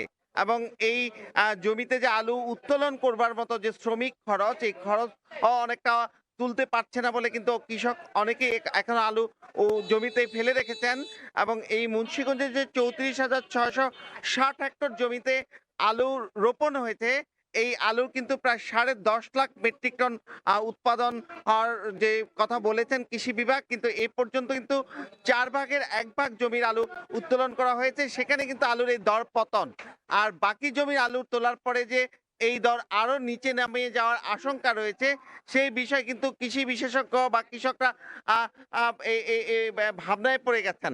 তারা বলছেন যে মুন্সিগঞ্জে যে আলু ভিত্তিক অর্থনীতি এবং এই যে ঈদের আগে প্রায় 72,000 যে কৃষি পরিবার রয়েছে যারা শুধু আলুর উপর নির্ভরশীল, তাদের কিন্তু এবার ঈদে যে আনন্দ সেটি কিন্তু অনেকটা ফিকে হয়ে গেছে। তারা বলছেন যে এই জমি থেকে আলু তুলে সেগুলো বিক্রি করে যেমন তাদের পুঁজির পাশাপাশি তাদের চলার পথ বা আনন্দ উৎসব করবেন, সেখানে কিন্তু এই আলু একটা বোঝা হয়ে গিয়েছে। তারা বলছেন যে আলু বিক্রিও করতে পারছেন না। অনেক কৃষক আলু তুলে জমিতে রেখেছেন, সেগুলো বিক্রি করতে পারছেন না বা হিমাগারে পাঠানোর মতো যে অর্থ বা হিমাগারে পাঠানোর পরের পরিস্থিতি গেল মৌসুমের মতো হয় কিনা সেইগুলো নিয়ে কিন্তু তারা শঙ্কায় রয়েছেন। কিন্তু কৃষি বিভাগ যেটি বলছে যে মুন্সিগঞ্জে যেই আলু চাষ হয় যেই জাতের, এটা বিদেশে রপ্তানি সম্ভাবনা কম, সেখানে কিন্তু বৈচিত্র্যপূর্ণ কিছু আলু চাষ হয়েছে, সেগুলো বিদেশে রপ্তানির চেষ্টা তারা করছেন। একই সঙ্গে উদ্যোক্তা তৈরির জন্য তারা কর্মশালা শুরু করেছেন, যে আলু দিয়ে যে বহুমুখী ব্যবহার, যে আলুর যে আচার তৈরি, আলু দিয়ে বিভিন্ন রকম চপ তৈরি, তারা বলছেন যে প্রায় 100 রকমের খাবার তারা তৈরি করার চেষ্টা করছেন এবং এগুলোর মধ্য দিয়ে কিভাবে আলুর বেশি ব্যবহার করা যায় সেই ব্যাপারে কিন্তু কথা বলছেন। এবং কৃষি সম্প্রসারণ অধিদপ্তর যেটি বলছে যে দেশে প্রায় 90,000 মেট্রিক টন আলুর চাহিদা রয়েছে, সেখানে কিন্তু গেল মৌসুমেও উৎপাদন হয়েছে 1 কোটি প্রায় 35 লাখ মেট্রিক টন। যেই যে বাড়তি আলু, সেই আলু বিদেশে রপ্তানি বা এর বহুমুখী ব্যবহারের ব্যাপারে কিন্তু গুরুত্ব আরোপ না করা হলে কৃষকের পরিস্থিতি মোকাবেলা করা কঠিন হবে। তো এই ছিল মুন্সিগঞ্জের আলু ভিত্তিক অর্থনীতির সবশেষ। মুন্সিগঞ্জ থেকে সবশেষ খবরাখবর জানাচ্ছিলেন সহকর্মী নাসির উদ্দিন উজ্জ্বল। বৃষ্টি আর ঝড়ো হাওয়ায় বিপর্যস্ত রংপুরের ফসলের ক্ষেত, ব্যাপক ক্ষতি হয়েছে আলুর আবাদের। বৃহস্পতিবার ভোর থেকে শুরু হয় দমকা হাওয়া, এরপরই ঝুম বৃষ্টি। হঠাৎ বৃষ্টি ও ঝড়ে জেলার পীরগাছা উপজেলা সহ বিভিন্ন স্থানে আলু ক্ষেত তলিয়ে যায়, এতে পচন ধরার শঙ্কা দেখা দিয়েছে। ফসল বাঁচাতে আলু ক্ষেত থেকে পানি সরানোর চেষ্টা করছেন কৃষক। কৃষি বিভাগের তথ্য অনুযায়ী টানা বৃষ্টিতে আলুর জমিগুলো ডুবে গেছে, যা বড় লোকসানের কারণ হয়ে দাঁড়িয়েছে। এদিকে ভোর 4টা থেকে সকাল 9টা পর্যন্ত 44 মিলিমিটার বৃষ্টিপাত রেকর্ড করা হয়েছে।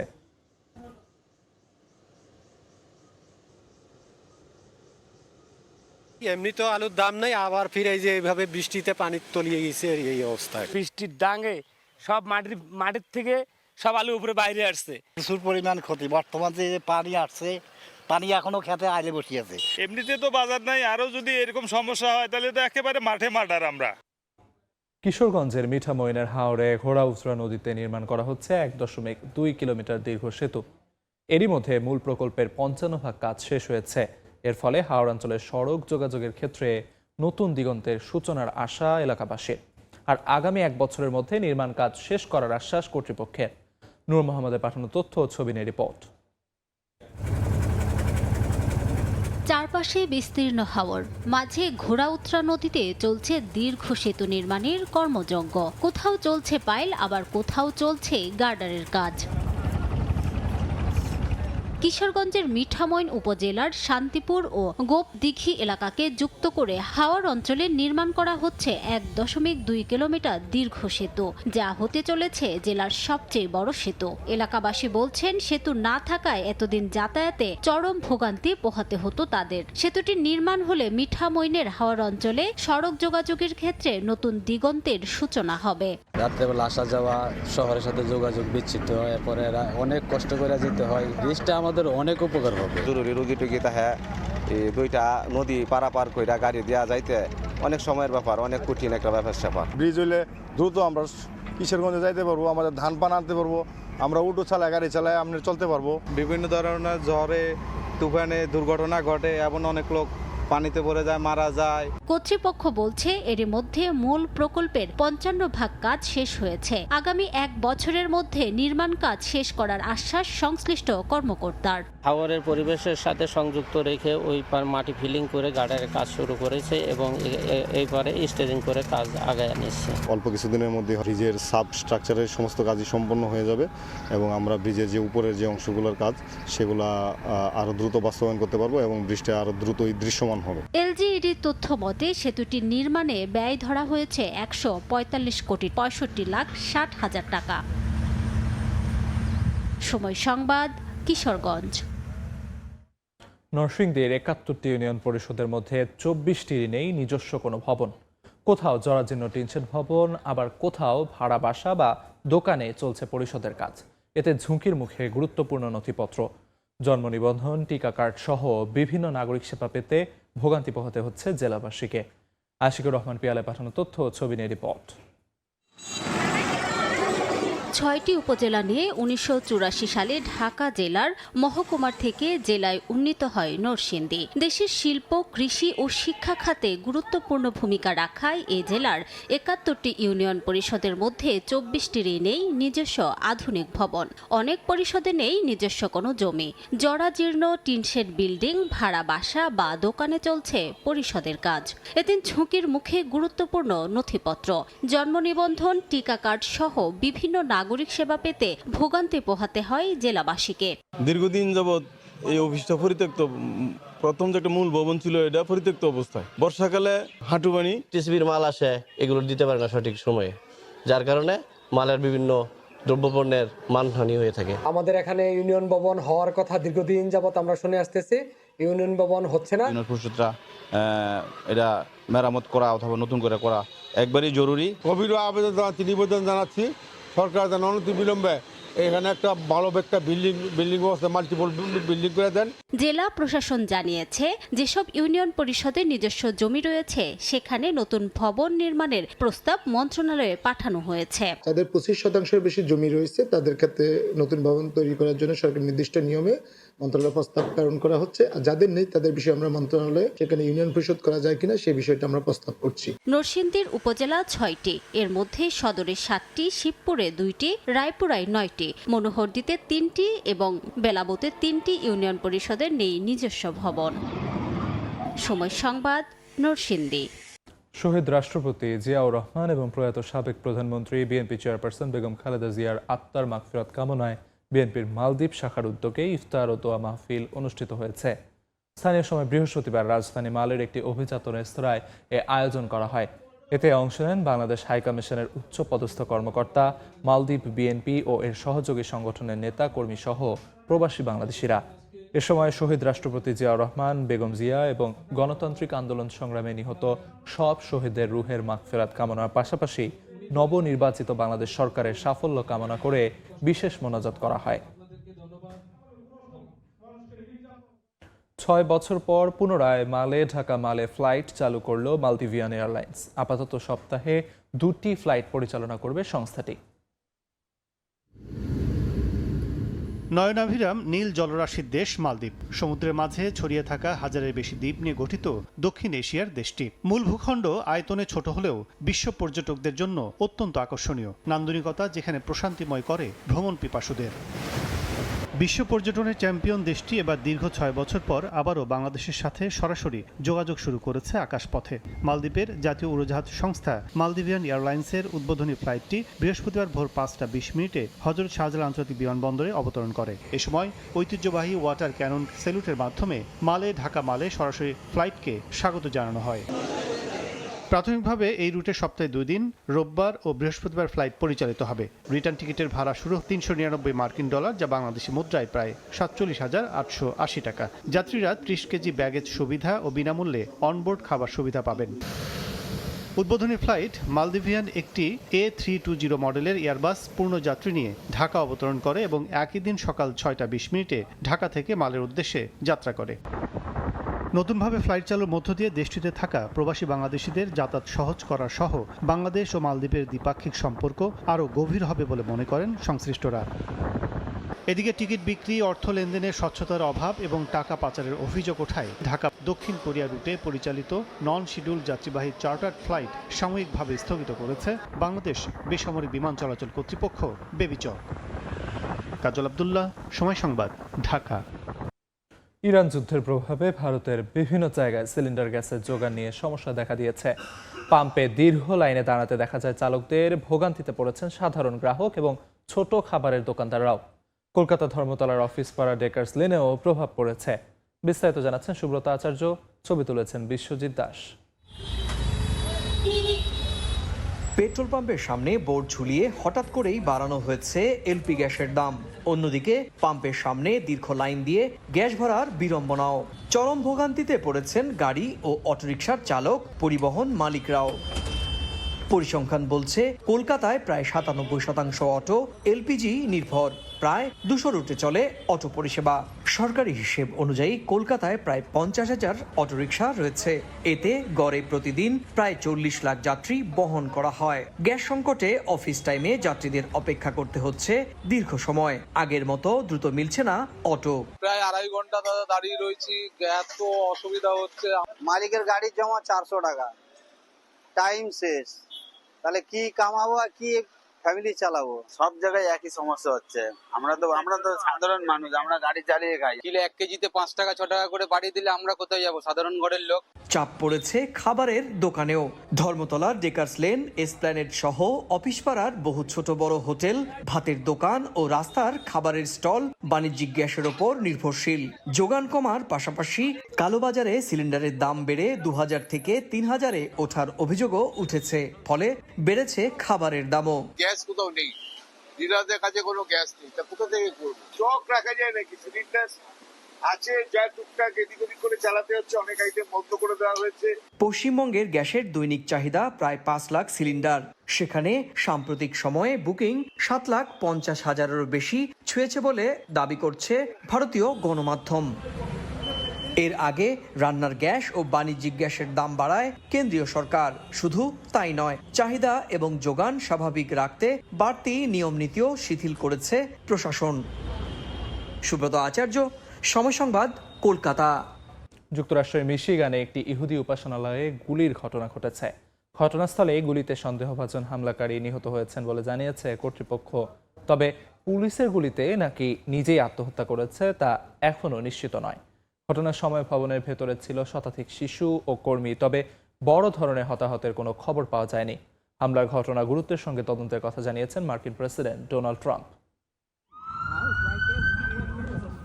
স্থানীয় সময় বৃহস্পতিবার যুক্তরাষ্ট্রের মিশিগান অঙ্গরাজ্যের ব্লুমফিল্ডে একটি ইহুদি উপাসনালয়ে ভবনের দরজা ভেঙে ভেতরে ঢুকে পড়ে একটি ট্রাক। এরপর সেখানে গুলির শব্দ শোনা যায়। খবর পেয়ে দ্রুত ঘটনাস্থলে পৌঁছায় পুলিশ ও উদ্ধারকর্মীরা। আইনশৃঙ্খলা বাহিনীর কর্মকর্তারা জানান, পুলিশের সঙ্গে সংঘর্ষ হয় সন্দেহভাজন হামলাকারীর। পরে ঘটনাস্থলে তার মৃত্যু হয়। তবে নিরাপত্তা বাহিনীর গুলিতে নিহত হয়েছেন নাকি নিজেই আত্মহত্যা করেছেন তাৎক্ষণিকভাবে তা নিশ্চিত হওয়া যায়নি। এছাড়া অন্য কোনো হতাহতের খবর পাওয়া যায়নি বলে জানিয়েছে কর্তৃপক্ষ। উপাসনালয়টির ভেতরে একটি শিশু শিক্ষা কেন্দ্র রয়েছে, যেখানে 6 সপ্তাহ বয়সী শিশু থেকে শুরু করে ছোটদের দেখাশোনা ও শিক্ষা দেয়া হয়। কর্তৃপক্ষ জানিয়েছে ওই সময় কেন্দ্রটিতে থাকা প্রায় 140 শিশু, কর্মী ও নিরাপত্তা কর্মী সবাই নিরাপদে আছেন। তবে একজন নিরাপত্তা সদস্য গাড়ির ধাক্কায় আহত হয়ে হাসপাতালে চিকিৎসা নেন। এ ঘটনাকে প্রাথমিকভাবে সন্ত্রাসী হামলা উল্লেখ করে তদন্ত শুরু করেছে পুলিশ। এদিকে ঘটনাটি সম্পর্কে অবহিত করা হয় মার্কিন প্রেসিডেন্ট ডোনাল্ড ট্রাম্পকে। অত্যন্ত গুরুত্বের সঙ্গে হামলার বিষয়টি খতিয়ে দেখার নির্দেশ দেন তিনি। আমি মিশিগানের ইহুদি সম্প্রদায় এবং ডেট্রয়েট ও আশপাশের এলাকার সব মানুষের প্রতি আমাদের সমর্থন ও ভালোবাসা জানাচ্ছি। এটি একটি ভয়াবহ ঘটনা। একেবারে গভীরে গিয়ে ঘটনার তদন্ত করা হবে। মধ্যপ্রাচ্য উত্তেজনার প্রেক্ষাপটে যুক্তরাষ্ট্র জুড়ে ইহুদি প্রতিষ্ঠানগুলোতে নিরাপত্তা সতর্কতা জোরদারের মধ্যেই এ ঘটনা ঘটল। রাইসা জান্নাত, সময় সংবাদ। বাংলাদেশ পাকিস্তান ওয়ানডে সিরিজের খবর। দ্বিতীয় ওয়ানডেতে মাঠে নামবে টাইগাররা। এ ম্যাচ জিতলে সিরিজ জয় নিশ্চিতের সঙ্গে র্যাঙ্কিংয়েও এক ধাপ এগিয়ে যাবে টাইগার্স। নিজে পারফর্ম করার পাশাপাশি দল ভালো করায় দ্বিতীয় ম্যাচ নিয়ে আত্মবিশ্বাসী অধিনায়ক মেহেদী হাসান মিরাজ। মিরপুরের শের বাংলা স্টেডিয়ামে ম্যাচ শুরু হবে আজ দুপুর 2:15টায়। রাজস্বিক প্রত্যাবর্তন হয়তো একেই বলে। 3 মাসেরও বেশি সময় আন্তর্জাতিক ক্রিকেটের বাইরে ছিল বাংলাদেশ ক্রিকেট দল। মাঝে খেলা হয়নি টি-20 বিশ্বকাপ। ক্রিকেটাররা লাল সবুজ জার্সিতে মাঠে নামতে কতটা মুখিয়েছিলেন তা টের পেয়েছে পাকিস্তান দল। ব্যাটে বলে টাইগারদের এমন দাপট সচরাচর দেখা যায় না। র্যাঙ্কিংয়ে 4 নম্বরে থাকা পাকিস্তান দলকে একরকম উড়িয়ে দিয়েছে মেহেদী হাসান মিরাজ বাহিনী।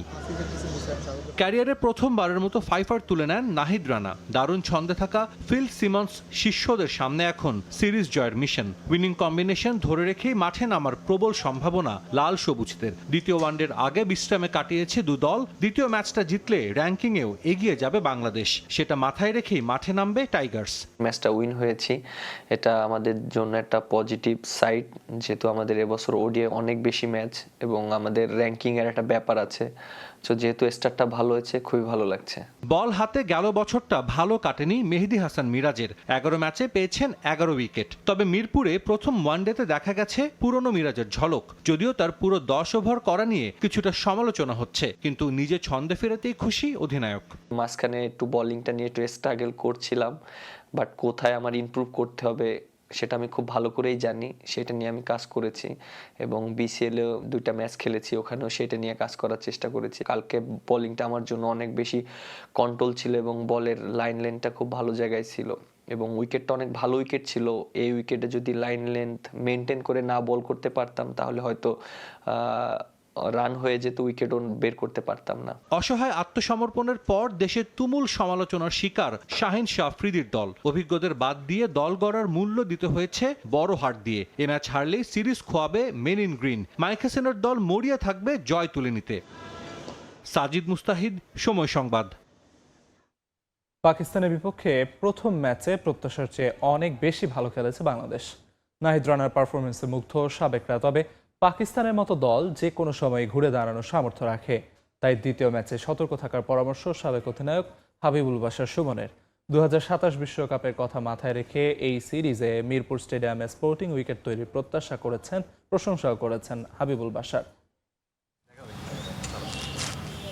পাকিস্তান সিরিজ দিয়ে বিসিবিতে নির্বাচক লিপু যুগের সমাপ্তি। নতুন নির্বাচক প্যানেল গঠনে এদিন আগ্রহীদের ইন্টারভিউ নিয়েছে বোর্ড। শোনা যাচ্ছে প্রধান নির্বাচকের দৌড়ে এগিয়ে হাবিবুল বাশার। পরীক্ষা দিয়েছেন Shezan, Belim, দিমানরাও।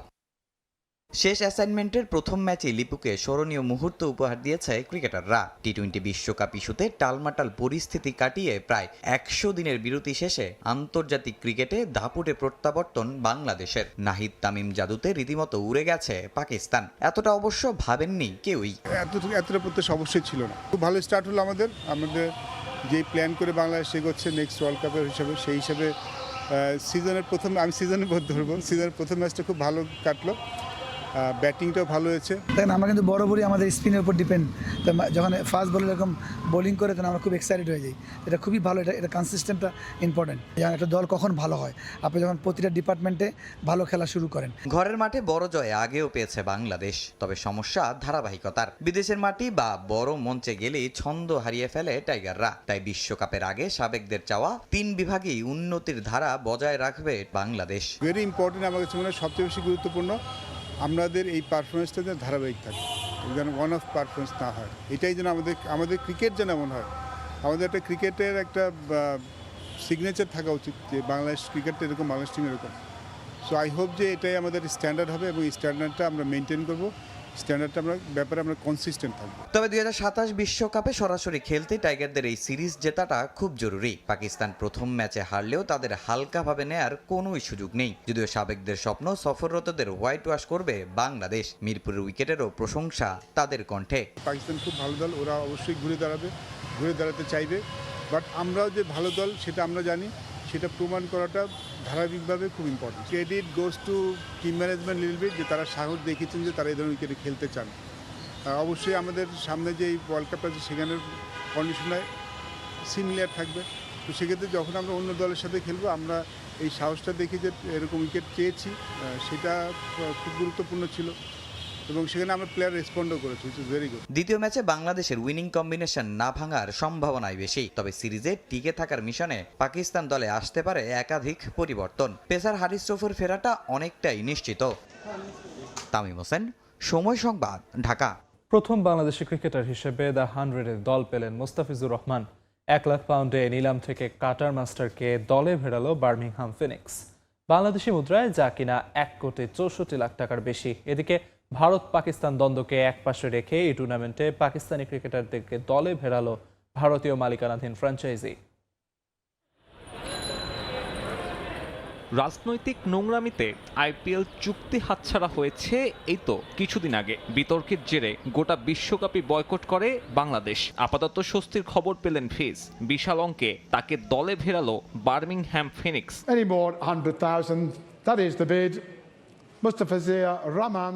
English franchise league the 100-এর নিলামে প্রথম বাংলাদেশি হিসেবে দল পেয়েছেন মোস্তাফিজুর রহমান। কাটার মাস্টারকে কিনতে বার্মিংহামের খরচ 1 লাখ পাউন্ড, টাকায় যে সংখ্যাটা 1,64,00,000-এরও বেশি। টি-20 হিসেবে স্বীকৃতি পেলেও 100 বলের খেলা দ্য 100। ইংল্যান্ড ক্রিকেট বোর্ড পরিচালিত এই টুর্নামেন্টের নিয়মও কিছুটা আলাদা। এখানে 6 বলে নয়, ওভার করা যায় 5 কিংবা 10 বলের। একজন বোলার সর্বোচ্চ করতে পারবেন 20 বল। এই সংস্করণে এবারই প্রথম হচ্ছে নিলাম পদ্ধতি। লন্ডনে 2 দিন ব্যাপী চলা সে প্রক্রিয়ার দ্বিতীয় দিনে এসে দল পেলেন মোস্তাফিজ। 2021-এ আত্মপ্রকাশ করা দ্য 100-এর পরবর্তী আসর অনুষ্ঠিত হবে চলতি বছরের জুলাইয়ে। মোস্তাফিজকে কিনতে কৌশলী ছিল বার্মিংহাম ফিনিক্স। প্রথম দিকে নয়, নিলামের একদম শেষ ভাগে এসে বিট করে তারা। অন্যান্য ফ্র্যাঞ্চাইজিগুলোর ততক্ষণে অর্থের পরিমাণ কমে যাওয়ায় ভিত্তিমূল্যেই বাংলাদেশি পেসারকে পেল বার্মিংহাম। অবশ্য এদিন ফিজের খবর ছাপিয়ে দ্য 100 নিলাম আলোচনায় আবরার আহমেদকে নিয়ে। এই টুর্নামেন্টের 8 দলের 4টারই মালিকানা ভারতীয় প্রতিষ্ঠানের দখলে, তাই পাকিস্তানি ক্রিকেটারদের সুযোগ পাওয়া নিয়ে অনিশ্চয়তা ছিল আগে থেকেই। তবে সবাইকে অবাক করে ভারতীয় মালিকানায় থাকা সানরাইজার্স লিডস দলে ভেড়ালো এই পাক লেগ স্পিনারকে। তাকে নিতে খরচ 1,90,000 পাউন্ড। দ্বিতীয় পাকিস্তানি ক্রিকেটার হিসেবে দ্য 100-এ দল পান আবরার। এছাড়া উসমান তারিককে কিনেছে মোস্তাফিজের দল বার্মিংহাম। বাংলাদেশিদের মধ্যে নিলামের তালিকায় ছিলেন রিশাদ হোসেনও, তবে তাকে দলে নিতে আগ্রহ দেখায়নি কেউই। সাব্বির মিথুন, সময় সংবাদ। 5 বছর বন্ধ থাকার পর আবারও জাতীয় ক্রীড়া পুরস্কার দিতে যাচ্ছে যুব ও ক্রীড়া মন্ত্রণালয়। আগামী জুন অথবা জুলাইয়ে মনোনীত ক্রীড়াবিদদের প্রধানমন্ত্রী তারেক রহমান ক্রীড়া পুরস্কার তুলে দেবেন বলে জানিয়েছেন যুব ও ক্রীড়া প্রতিমন্ত্রী আমিনুল হক। সেই সঙ্গে এবারের ক্রীড়া পুরস্কারের বাছাই নীতিমালার পরিবর্তনও আনতে যাচ্ছে সরকার। দ্রুতই চালু করা হবে নতুন করে ক্রীড়া প্রতিযোগিতা। আন্তর্জাতিক ক্রীড়া ইভেন্টে পদক জয়ীদেরও সম্মানিত করতে যাচ্ছে সরকার। লম্বা সময় ধরে বন্ধ দেশের ক্রীড়াঙ্গনের সর্বোচ্চ রাষ্ট্রীয় পুরস্কার জাতীয় ক্রীড়া পুরস্কার। ক্রীড়াঙ্গনের অসামান্য অবদান রাখার জন্য ক্রীড়াবিদ, সংগঠক ও ক্রীড়া সংশ্লিষ্টদের দেওয়া হয় এই পুরস্কার। 1976 সালে ক্রীড়াঙ্গনের রাষ্ট্রীয় এই খেতাব দেওয়া চালু করেন সাবেক রাষ্ট্রপতি জিয়াউর রহমান।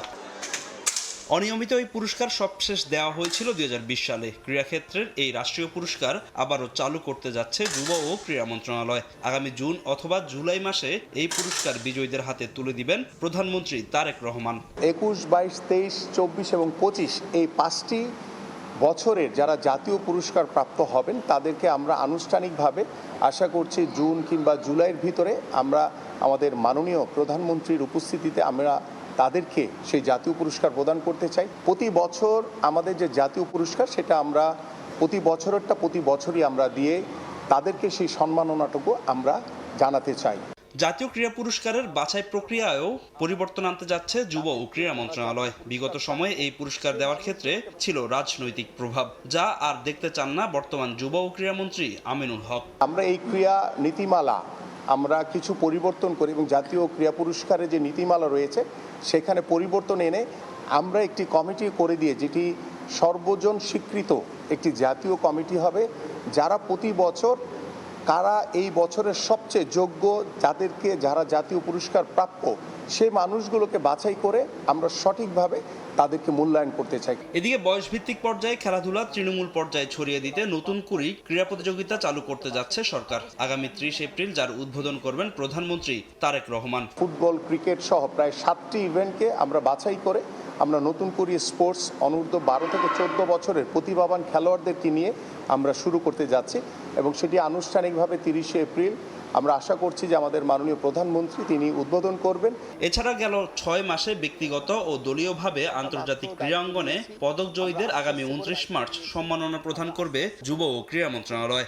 আমরা পর্যায়ক্রমে ফাহিম ইসলাম, সময় সংবাদ, ঢাকা। ভিয়েতনাম ও সিঙ্গাপুরের বিপক্ষে ম্যাচ সামনে রেখে আগামী 16 মার্চ ঢাকায় শুরু হবে জাতীয় দলের ক্যাম্প। ইনজুরি থেকে সেরে ওঠায় 2 ম্যাচই খেলবেন হামজা দেওয়ান চৌধুরী। তবে ক্যাম্পের শুরুতেই লাল সবুজদের সঙ্গে থাকছেন না হামজা, দলের সঙ্গে যুক্ত হবেন ভিয়েতনামে।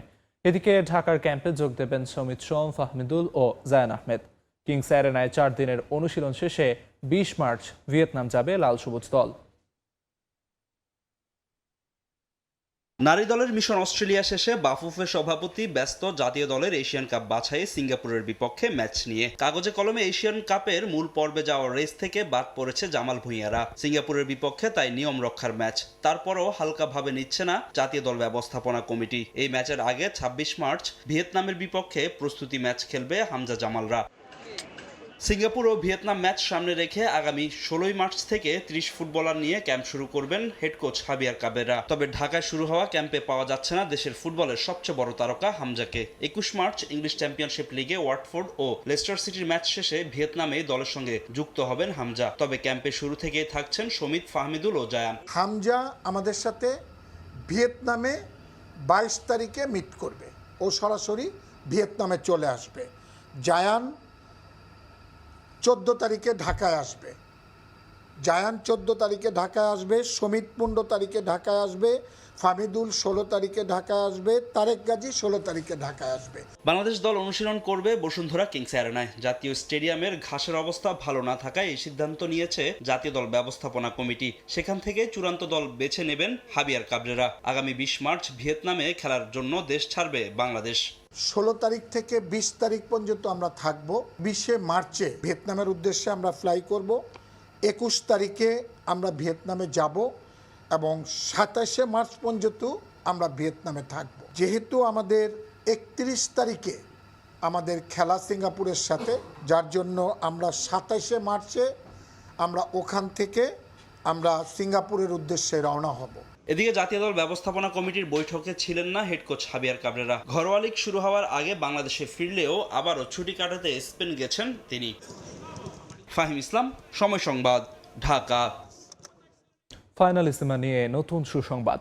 মধ্যপ্রাচ্যে অস্থিরতার জেরে কাতার থেকে সরিয়ে নেয় অনিশ্চয়তার মুখে পড়েছিল আর্জেন্টিনা স্পেন বিগ ম্যাচ। তবে ইউরোপীয় গণমাধ্যমের দাবি 27 মার্চ রিয়াল মাদ্রিদের হোম ভেন্যু সান্তিয়াগো বার্নাবুতে মুখোমুখি হবেন লিওনেল মেসি ও লামিন ইয়ামাল। মধ্যপ্রাচ্যে অস্থিরতার প্রভাব ক্রীড়াঙ্গনেও। অনিশ্চয়তা তৈরি হয় বহুল আকাঙ্ক্ষিত ফিনালিসিমা ঘিরে। আর্জেন্টিনা ও স্পেনের মধ্যকার ব্লকবাস্টার ম্যাচটা হওয়ার কথা ছিল কাতারের লুজেইল স্টেডিয়ামে, কিন্তু যুদ্ধ পরিস্থিতিতে এই মুহূর্তে সেখানে আয়োজন ঝুঁকিপূর্ণ। তাই ধরেই নেওয়া হচ্ছিল এবছর মার্চের শেষ ভাগেও হচ্ছে না ফিনালিসিমা। ইউরোপ নাকি লাতিন ফুটবল, কোনটা সেরা? যুগ যুগ ধরে এ নিয়ে তর্ক ফুটবল বিশ্বে। অনেকেই মনে করেন ফিনালিসিমার মধ্য দিয়ে শ্রেষ্ঠত্বের বিচার করা যায়। ইউরোপ শ্রেষ্ঠত্বের আসর, ইউরো চ্যাম্পিয়নশিপ আর লাতিন ফুটবলের কোপা আমেরিকা চ্যাম্পিয়নদের মধ্যকার ম্যাচটার নামই ফিনালিসিমা। একটা মাত্র ম্যাচ হলেও ক্রীড়া বিশ্বে আবেদন কম নয়। 2024 সালের জুলাইয়ে কোপা আমেরিকা ট্রফি উঁচিয়ে ধরেছিল আর্জেন্টিনা, আর ইউরোর শিরোপা ঘরে তুলেছিল স্পেন।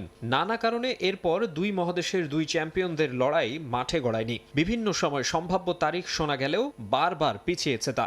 অবশেষে আসে ঘোষণা, মার্চের শেষ ভাগে কাতারের লুজেইল স্টেডিয়ামে হবে বিগ ম্যাচ।